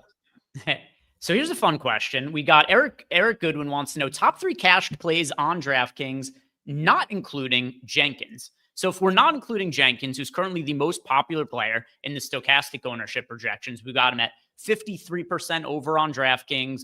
On FanDuel, let's see, how popular is he on FanDuel? He is the second most popular player, 40%, only behind Ryan Rollins. Who are the 3 players outside of Jenkins that you would consider a must play in cash games for today? I think this is pretty easy from looking at some of the ownership. Yeah, Rollins, Kuzma, Hunter. Those 3, and now Paul Reed goes in there too. So those 4 are absolute musts. If you don't have those 4 in cash, I will probably try to scoop you every day for the rest of my life. And I've done that to people. So I don't really play as much cash anymore. This is an excellent cash day for what it's worth because there's a lot of late swapness, and I want as much late swapness for my tournaments and for my cash games as humanly possible. And I think a lot of people are going to make a lot of mistakes. Like DeAndre Hunter, I think is like full lock and load for cash. Like there's just no chance you're coming into a cash game without him, Kyle Kuzma, Ryan Rollins, and Paul Reed today. No chance. So I want to ask you then as a follow-up to that, and I'm running the Sims right now. So some of your guys' questions about favorite players at top positions and things along those lines, rerunning the Sims, I'll be able to answer that, in like 5 minutes or something like that. But Eric, you said you want to leave as much flexibility for late swap as possible. What are you willing to forego in the first few games of the slate? Because that is where a lot of the value is as of now. Yeah, I guess talking about it from a one lineup perspective is different than talking about it from 150 because there's going to be trace amounts of just about everything that has to do with Detroit, Chicago, Milwaukee, Charlotte to some extent, like just because of how much Milwaukee I'm going to have. Like there's going to be trace amounts of all of that in the early slate, Jalen Suggs to some extent as well, but far less of a necessity now that we got Jenkins involved in our lives. So I'm rerunning some stuff there, but the Memphis starting lineup, that's number 1. We just got Kuzma is starting, so that's confirmed. Yep. So he's just lock and load, don't even have to think about it. But Memphis, what is that starting lineup? Because I'm under the assumption that it's Cam Spencer. So I would have a lot of Cam Spencer in my life. Good fantasy producer, north of 1-1 with John Morant off the floor. And there's not really a ton of guards there hanging in the balance there. They have Vince Williams Jr. who can play some point guard if need be. Jaren Jackson Jr. can, take some ball handling duty. And, it's not like they're going to be full court pressure the entire way with Boston. Peyton Pritchard tries to be annoying at times. He's a little bit of a try hard, but that's a conversation for a different day. The other one is just Cleveland. We don't have Cleveland's confirmed lineup. I think we've all made the assumptions that it's Ball, Merrill, Hunter, Wade, Allen. It could change drastically. We don't actually know what that is. We have Jonathan Kuminga with a Q tag that's just sitting there waiting in the wings. We have Dallas. You need to get Brandon Williams confirmed as starting to make him something that's somewhat tangible there as well. But I think there's so many good little late swap opportunities. Nothing drastic. We're not waiting for John Morant to be in or out anymore. But the Memphis starting lineup is so gigantic in terms of what I would want to do for cash in one lineup, in single entry in one lineup, and just what I'm going to do with my 150, playing, whatever in the $5 as well. I just feel pretty confident that you want to have the Cam Spencer plan kind of in place. Yeah. So some of that I think is going to be taken care of just because we're naturally going to get to a lot of those guys. I'm just making, an educated guess without having run the Sims yet, that those are just value situations we're going to land to a lot of, and it's just going to naturally create flexibility for us. But is there anybody who, as of right now, you feel pretty confident they're going to be giving a positive or negative ROI boost to? You gotta hit the thing. You gotta hit the thingy. The thingy is what you gotta hit. The thingy. What? So then we can rerun lineups. We get 30 seconds. Hit the thingy. You want me to do the nuke of the night? Hit the thingy. Okay. I didn't realize that we're calling the nuke of the night the thingy now.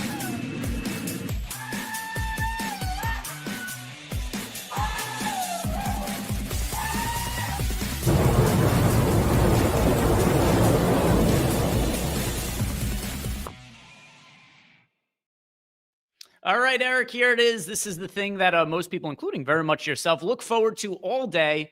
Of course, we're talking about the thingy of the night. So, Eric, I want to know from you, who is your thing today? Well, it was fun until you ruined it. I thought we were having joking and like we were having fun and ha ha ha ha. And then No, there are no jokes when it comes to nuke of the night. This is very serious business, the nuke of the night. All right, let's get to potentially the thing that I could have the most egg on my face with, period, on this entire slate. And I debated even talking about this because I could do this in the shadows and you could look at it in the post-contest sim and be like, Eric's an absolute idiot. But there's Craig Porter Jr. at 3,200 today, Greg. And I'm not convinced Lonzo Ball is a guy that they want playing a massive amount of minutes for Cleveland. We have Garland out. We obviously also have Mitchell out. So it's pretty thin in terms of the ball handlers. But with Tyson out as well, I feel pretty confident that like there's a path. If Sam Merrill doesn't knock down shots early, if it's not going all that well, 3,200 does a lot for me to be able to kind of like in tandem in single entry, do some other stuff where I'm not going to just say there's a 0% chance he starts. Cause like, I'm pretty sure Ball starts still, but like maybe 5%, 6%, but like at 3,200, there are lots of ways that he plays himself into a much greater role than is projected anywhere. And if I look at him compared to some of these other guards like Jenkins or things of that nature, like he's going to just pale in comparison. He's got like 10 less fantasy points projected there, but he's going to be like 1% on a team with so many bodies out in the backcourt.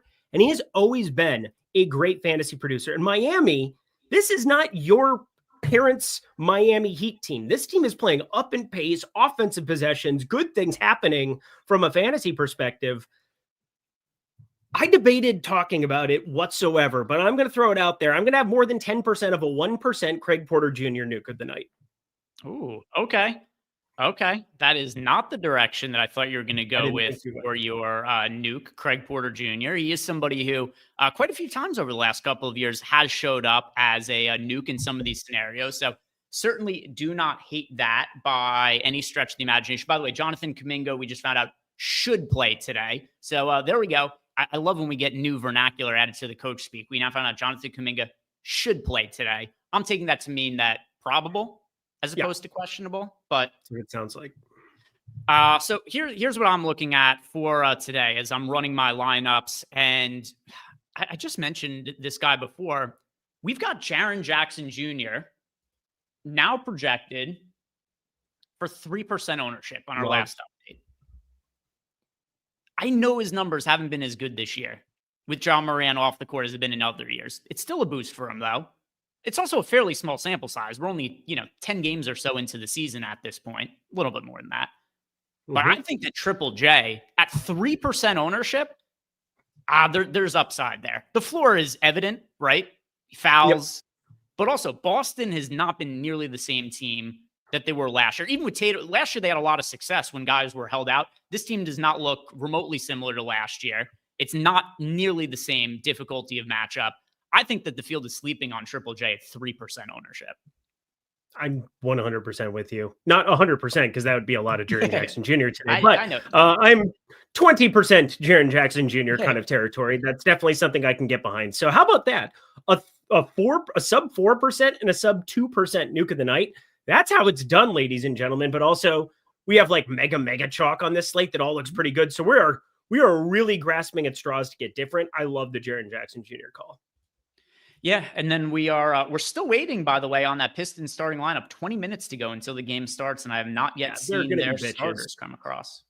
Yeah. This is why Detroit can't have nice things. This is why they lose to the Washington Commanders in NFC divisional round games. This is why they get beat up by San Francisco in second halves in AFC championship or NFC championship games. This is why 8 Mile is the only good thing that's happened there in 25 years. It's because Barry Sanders retired early, but it's also because they don't release their damn starting lineups. There is Jenkins, Holland, Duncan Robinson Jr., Javonte Green, Paul Reed. Good times. All right. Which I believe is exactly how we have it projected. So no real changes there for us. Cool.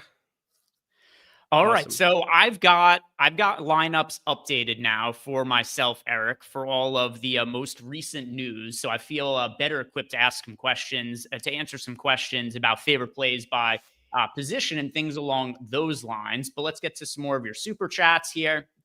Rich is playing 15 lineups in the DK $5. Who do I need to have? All right. So who do you absolutely need to have exposure to? Paul Reed, Ryan Rollins, Dennis Jenkins, especially now that he's been confirmed starting, DeAndre Hunter, Kyle Kuzma. And I would put like DeAndre Hunter, Ron Holland into that conversation. I'd have a little bit of him in 15 lineups. I'd have... Dude, the Karis LeVert thing is driving me nuts. I don't know what to do with him on FanDuel. I don't know. I have a feeling I just want to play all Memphis value and just kind of figure it out later and just bypass Karis LeVert entirely on FanDuel. It feels so trappy there. DK, his ownership can't really get to a place where it's going to be all that unencumbersome. Like, he's going to be sub 20%. He's 15% right now. Like, you get a couple lineups with him, whatever. But like FanDuel, Greg, I'm having a tough time figuring out what I want to do with Karis LeVert. Yeah. So for myself, I've got a chunk of lineups with Karis LeVert. I'm playing him right now in 22% lineups. Yeah, that's fine. Again, DK, it's not going to get to a place where you can't play something like that. Like even being a little overweight, I have no problem with it. But if he's 30%, if we get to the flip and he's 30% on FanDuel, God help us all. It's going to really be scary because I have 0% right now. We also just got a final projections. Well, I can't say for sure it's going to be the final projections update, but a projections update taking all of the most recent news into account for. I do want to know this from you as well as we get back to answering some more of these questions here in a second. Now we've got all this value. Who are you prioritizing as a spend up? This is probably the most interesting day we've had for it because we get Giannis off the board like right away here early in the morning. But we got Luka not on the main slate on DK. You have Wemby, but we have a million centers we want to play. And now Paul Reed is going to be eating up so many of those spots. I think Alperen Şengün looks awesome for tournaments, but then he just got a huge ownership spike in our last update. And like, I don't know if I can do that. So I think the answer ends up being, Greg, I like Devin Booker a lot for tournaments. Like Devin Booker ends up being the dude. Dallas has been ridiculous, but maybe we see a more inspired game flow here. Not saying anything about Nico, whatever else, but like Devin Booker still has to do everything for this basketball team. Also, it's nice that Grayson Allen just kind of muted what I think people would have interest in. Grayson Allen just went scorched earth on the world, hit like 10 threes, scored 40 actual points or some bullshit the other night. And Devin Booker, that's generally what we're going to be expecting from Devin Booker going forward on a nightly basis. Playing completely through him, Mark Williams out there as well. I think this is just going to be a more competitive game environment for both teams. And, you know, they've played some absolute dogfights lately, low scoring against the Clippers. I think they played Portland as well recently. I can't remember exactly, but I think Devin Booker's probably the guy just because he's at guard. Like everybody else is a damn center for the expensive spend ups. And then power forward, you could shuffle through 40 of those dudes right now, but like Devin Booker's on an island at his position. I'm going with Wemby. Highest up of any of the players who are available on the slate. He has the highest fantasy point upside. His ownership is in the teens. I know that he hasn't had some of the best performances lately, but we've just so much value. It's not that hard to get to him. Yeah, it gets a little nerve-wracking for me, like a functional Golden State team. And, 1.67 we've got for his fantasy point per minute rate. Is that going to maintain? I know he gets so many blocks, and that's not going to be nearly as predictable as, like figuring out on a nightly basis. Like, he gets 5-6 blocks. Yeah, he's going to look really, really good in terms of upside. But like with De'Aaron Fox on the offensive side of it, like, that's just another dude. Devin Vassell's back. Stephon Castle. Like, there's just so many issues that I have for, like, Wemby being an 11-6 guy, I think. I mean, we saw, like, 60 projected for him how many times last week, 2 weeks ago. Now Fox is back.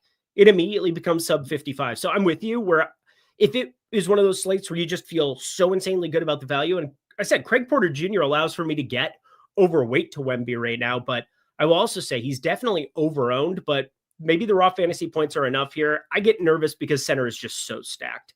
See, I feel the opposite. I think he's under-owned. Oh, 17%. You think he's under-owned today? I do. Oh, well, then I love you because then I'm just going to give this little thumbs up here and this is what I usually like to do on slates with lots of salary. It's just like, I'll take the raw fantasy points and hope this is the 70, 75 point night. And then I'm just way overweight to it. But I've just been a little bit trepidatious because Alperen Şengün looks so good, because Jared Allen looks so good. And now Paul Reed exists, which is kind of the hindrance of everything for me with Victor Wembanyama, because he's like the best source of salary relief we have. So, all right. Well, that was easy. You talked me into it. Yeah, doing some final updates to my lineups here as we approach lock. Oh, shit. Derek Lively out. Now we got to talk Najee Marshall, PJ Washington playing bigs. Like, they have Dwight Powell potentially coming in to start for them. I don't like Dwight Powell, but it's another center that's going to show up in a lineup or two for me. I don't know. I guess I could change my opinion on this of our projections. Oh, Gafford's back. Never mind. Never mind. There's enough value on the slate, Yeah. and Powell is just kind of capped with ups because he's not somebody who's going to play like 35 minutes or anything like that. I'm sure he'll show up in some lineups. I don't think I'm going to have a ton of him though. My brain completely malfunctioned. You've got Daniel Gafford still there. This doesn't matter at all. This doesn't matter. Yeah, I don't care. It's something that like it'll boost some guys' projections, but it's not like we had here. I'll pull up our projection here on Lively. We had Lively in for 18 minutes and 19 fantasy points. It's 18 minutes to allocate, but I don't think this makes Powell somebody who's going to show up in lineups in any kind of meaningful way. If I could, I would completely eradicate that 15 seconds from all of our times and I would give it back to you because, well, I can't get it back when I'm dead. And, I just wasted our time. I apologize to everybody. May God have mercy on my soul. Yeah, totally understandable. It happens. You get news and it's just, here is my, gut wrench reaction to what it is that we just found out. And sometimes when you just do that, you kind of, forget some pieces of information, but that's no big deal at all. Let's go to some more of the super chats here from Avi. Wemby or Jokic over on FanDuel. That consideration for me is going to be Jokic over Wemby. Yeah, I have a lot of Joker on FanDuel. All right. The next question that we have here is from Josh here. Josh wants to know, so when wanting to leave as much swappability for later as possible, does that mean we should be hard capping exposure to some of the early guys to ensure that? Potentially. I don't want to do that with the Pistons guys today, though. For me, it's more so just giving some boost to a guy like Jaren Jackson Jr. who's playing later, just so that I have a couple more of the later guys showing up. But I'm not necessarily, and every slate isn't the same. A lot of slates don't have this amount of value in the first games on the slate. So you could play different ones differently. For me, though, for today, it's more ROI boosting guys like Triple J to get myself some more exposure to later locking players. Exactly my thoughts too. Also, it depends on what tournaments you're playing. So like if you're playing the 150, like playing the mini max, playing the $5, whatever it will be that you're playing 150 in, you're going to be able to just give some boosts and be able to like sneak a couple of guys into the lineups. And yeah, we already had that starting lineup for there from Detroit. The confirm finally came through there, but you definitely don't want to get in a habit of hard capping good value plays early just for the sake of something else. Because most of them too, small forward, power forward, like there are lineups that are going to show up that you don't want to completely X out that specific type of build. Just get to the guys you want to get to a little bit more by giving them a boost. Or if it's somebody like Craig Porter Jr., I had to build out more lineups. Like I built out, like I gave him a little bit of an ownership boost just to potentially like say, hey, maybe there's a chance that he starts, like 5% chance he starts and nobody's really going to get there. And I want to have some of those top lineups still look okay. So like I got 4.2% pool exposure for him as opposed to like his 2.3% ownership. That's enough for me to get like the kind of Craig Porter Jr. lineups that I want to get rather than being limited in my 5,000 pool to like complete dust or just insane chalk around them. So like, yeah, there's like small, minute things that you'll learn to do over time to like get the kind of builds that you want. especially when everybody's utilizing the same type of tools, same type of projections. You want to kind of have your ways of deviating. All right, so we are going to we're getting a bunch of questions. Gonna have to rapid fire through these. Malcolm Revamp, DK tiers. I'm going to answer this as quickly as possible. Tier 1, super easy. Wemby's the only available player in Tier 1. Every other player is out. Tier 2, kind of the same thing. Alper and Şengün. So many players are out today.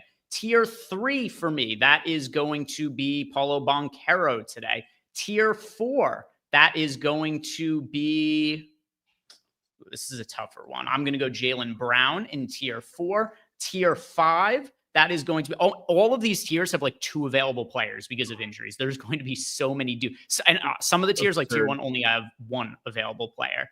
Anyway, Tier 5, that is going to be Amen Thompson for me. And then finally, Tier 6, that is going to be Jaren Jackson Jr., who's all the way down in Tier 6. Thank you for the super chat, Malcolm. We've got here Phoenix Reeves, single entry, Jaime Jaquez Jr. versus Triple J. That's Triple J for me. Yourself, Eric? Triple J. I love Triple J. Just looking at his ownership, it hasn't changed. It freaks me out.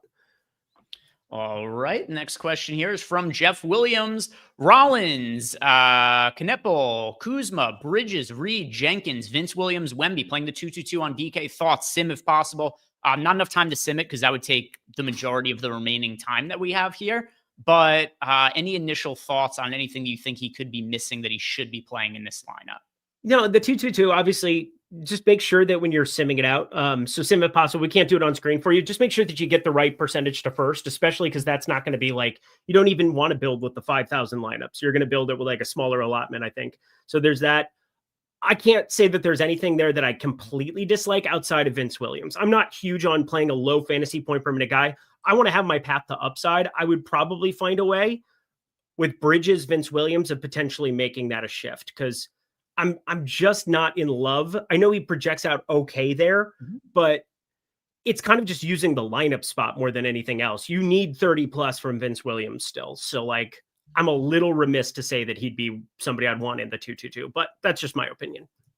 I don't have an issue with him. Not that he's like the best play on the slate or anything along those lines, but still with that said, I mean, there's guys out for Memphis. He's now only 5% owned because of the amount of value on this slate. If you're looking for a value option to differentiate a lineup, I think there are not very many better options to go to than Vince Williams. Do you have a preferred contrarian value option for today? Oh, I gave you the Craig Porter Jr. I've got him in 12% in my last run. So maybe that's not the best nuke, but relative to where his ownership was, it was just one of those things that, sometimes I'll give the guy that is 20% owned, then I have 60% of him. I kind of just went a different path with how I answered it for today. Favorite value that nobody's really getting to. I mean, I'm a little confused that more people don't want to be just jamming Cam Spencer to some extent. He looks so good to me. In our last ownership run, still not broaching on like, what is his ownership there on the screen? Because I'm getting my lineups uploaded here right now. So I don't want to click out of my screen. Can you just type Cam Spencer in at the Greg? Hello? I can't tell. Was my internet going out or yours? I could not understand a single thing you said. I have no clue whose side that was on though. Okay. It was, you were normal for me. So maybe it was my side. Cam Spencer. Can you just type him in the player search bar?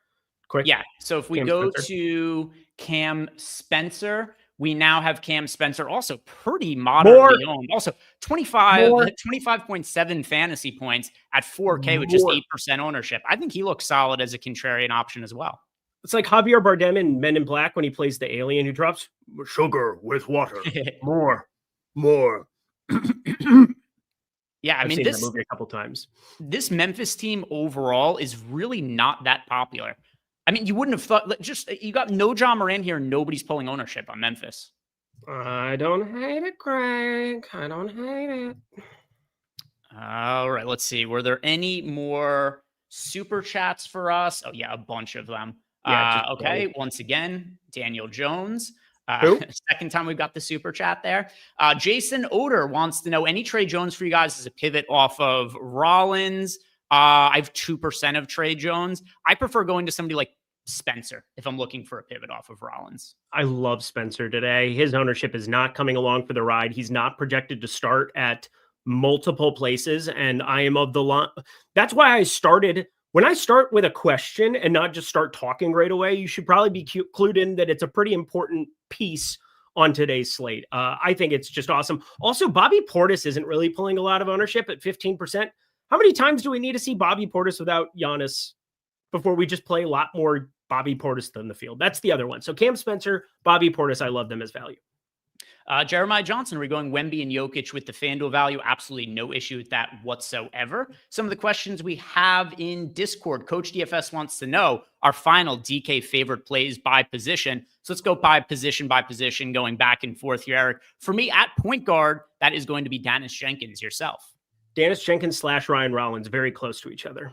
Shooting guard, and shooting guard is way spread out compared to some other positions. Correct. I have the most of Sam Merrill at shooting guard right now, and I don't have anybody more than 20% of lineups at shooting guard right now in my final update. I think it ends up being, where did he go? It is Sam Merrill at the moment. Cam Spencer as well. Both of them right around the 25% number. Small forward, that is Ronald Holland for me. Ron Holland and / Kyle Kuzma. Power forward for me, that is Triple J relative to ownership. Oh, relative to ownership, Triple J. Ron Holland again, Denny Avdia as well. Looks really good. And then center, Paul Reed. Paul Reed by a mile. He's my highest owned player. All right, next question here. Bando asked what we do if Duran's out. Well, we already know that he's out, so no big deal there. Tom Chambers wants to know, how many variations do we have pre-built for the, okay, doesn't matter at this point because we got that news already. And Grizzly wants to know anybody that we're boosting up or down. We hit on that as well in passing. Mr. Coolcam, favorite contrarian plays for a FanDuel GPP. So overall favorite FanDuel contrarian plays, Eric. Let's see. What do we have for our Cam final? Spencer 3,800 on FanDuel. It's my favorite. Yeah, Triple J is $6,400 on FanDuel and 8% owned. Yeah, Jam Triple J. I have like 80% of him on FanDuel in 100 lineups. Yeah, Triple J for me. I think that's a really strong option on both sites. FanDuel, I mean, I really don't. 6,400, nobody's playing him on FanDuel where his fantasy scoring is better. I don't understand that. 80% Jaren Jackson Jr. rip to me ahead of time. Let's see. We are a couple more questions just came in. Mighty Quinn. Pritchard and Avdia versus KD, Ball and Merrow for cash. I hate to say this, but too many of those players are not cash game options for today. Yeah, you said some guys that I didn't like. I read some guys that I didn't like. And then Truffles wants to know thoughts on Knuckle for tonight. Let's see. What do I have for final exposure there? I ended up with 16% of him. The mid-range really fell by, outside of Ryan Rollins and DeAndre Hunter, the mid-range really fell by the wayside for me in the last update that we got. My lineups are a lot of like the Paul Reed, Dennis Jenkins, Ronald Holland types, and like the upper end of the pricing, like Wemby or Şengün or Jaren Jackson Jr. I just didn't really get to very many of those guys in that mid pricing range, like Knuckle in a meaningful way. You know, I've got some of an 18%, just not a priority. And then also from Kazuna has a 2v2. Avdia and PJ Washington or Towns and Ware, Eric? Towns and Ware sounds fun. We haven't talked about Ware at all. And Ware was somebody I thought I was going to have a lot of coming into lock. I have no idea how much I have. I'm probably going to deal with that after the show. No clue.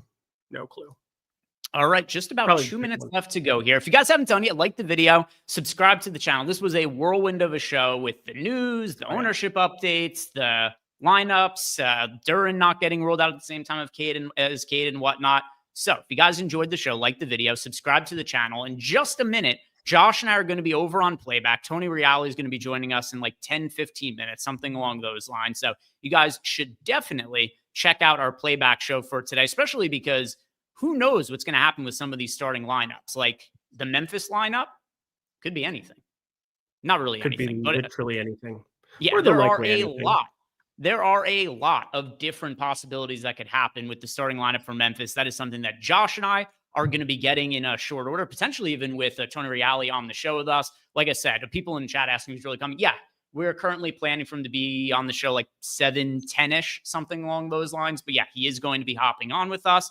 And I just dropped the playback link into chat. So If you guys haven't done yet, like the video, subscribe to the YouTube channel, check out all of our content over on Tails. Any other final thoughts for the people before we hit lock, Eric? No, around the horn, baby. Let's do it. I'm ready for you. I'm excited for you. Go have fun. I'm going to sit here in this chair for the next 3 hours. Good day, everybody. Good luck. Let's make some money. All right, guys. See you over on Playback. The link is in YouTube chat. See you guys over there. Peace.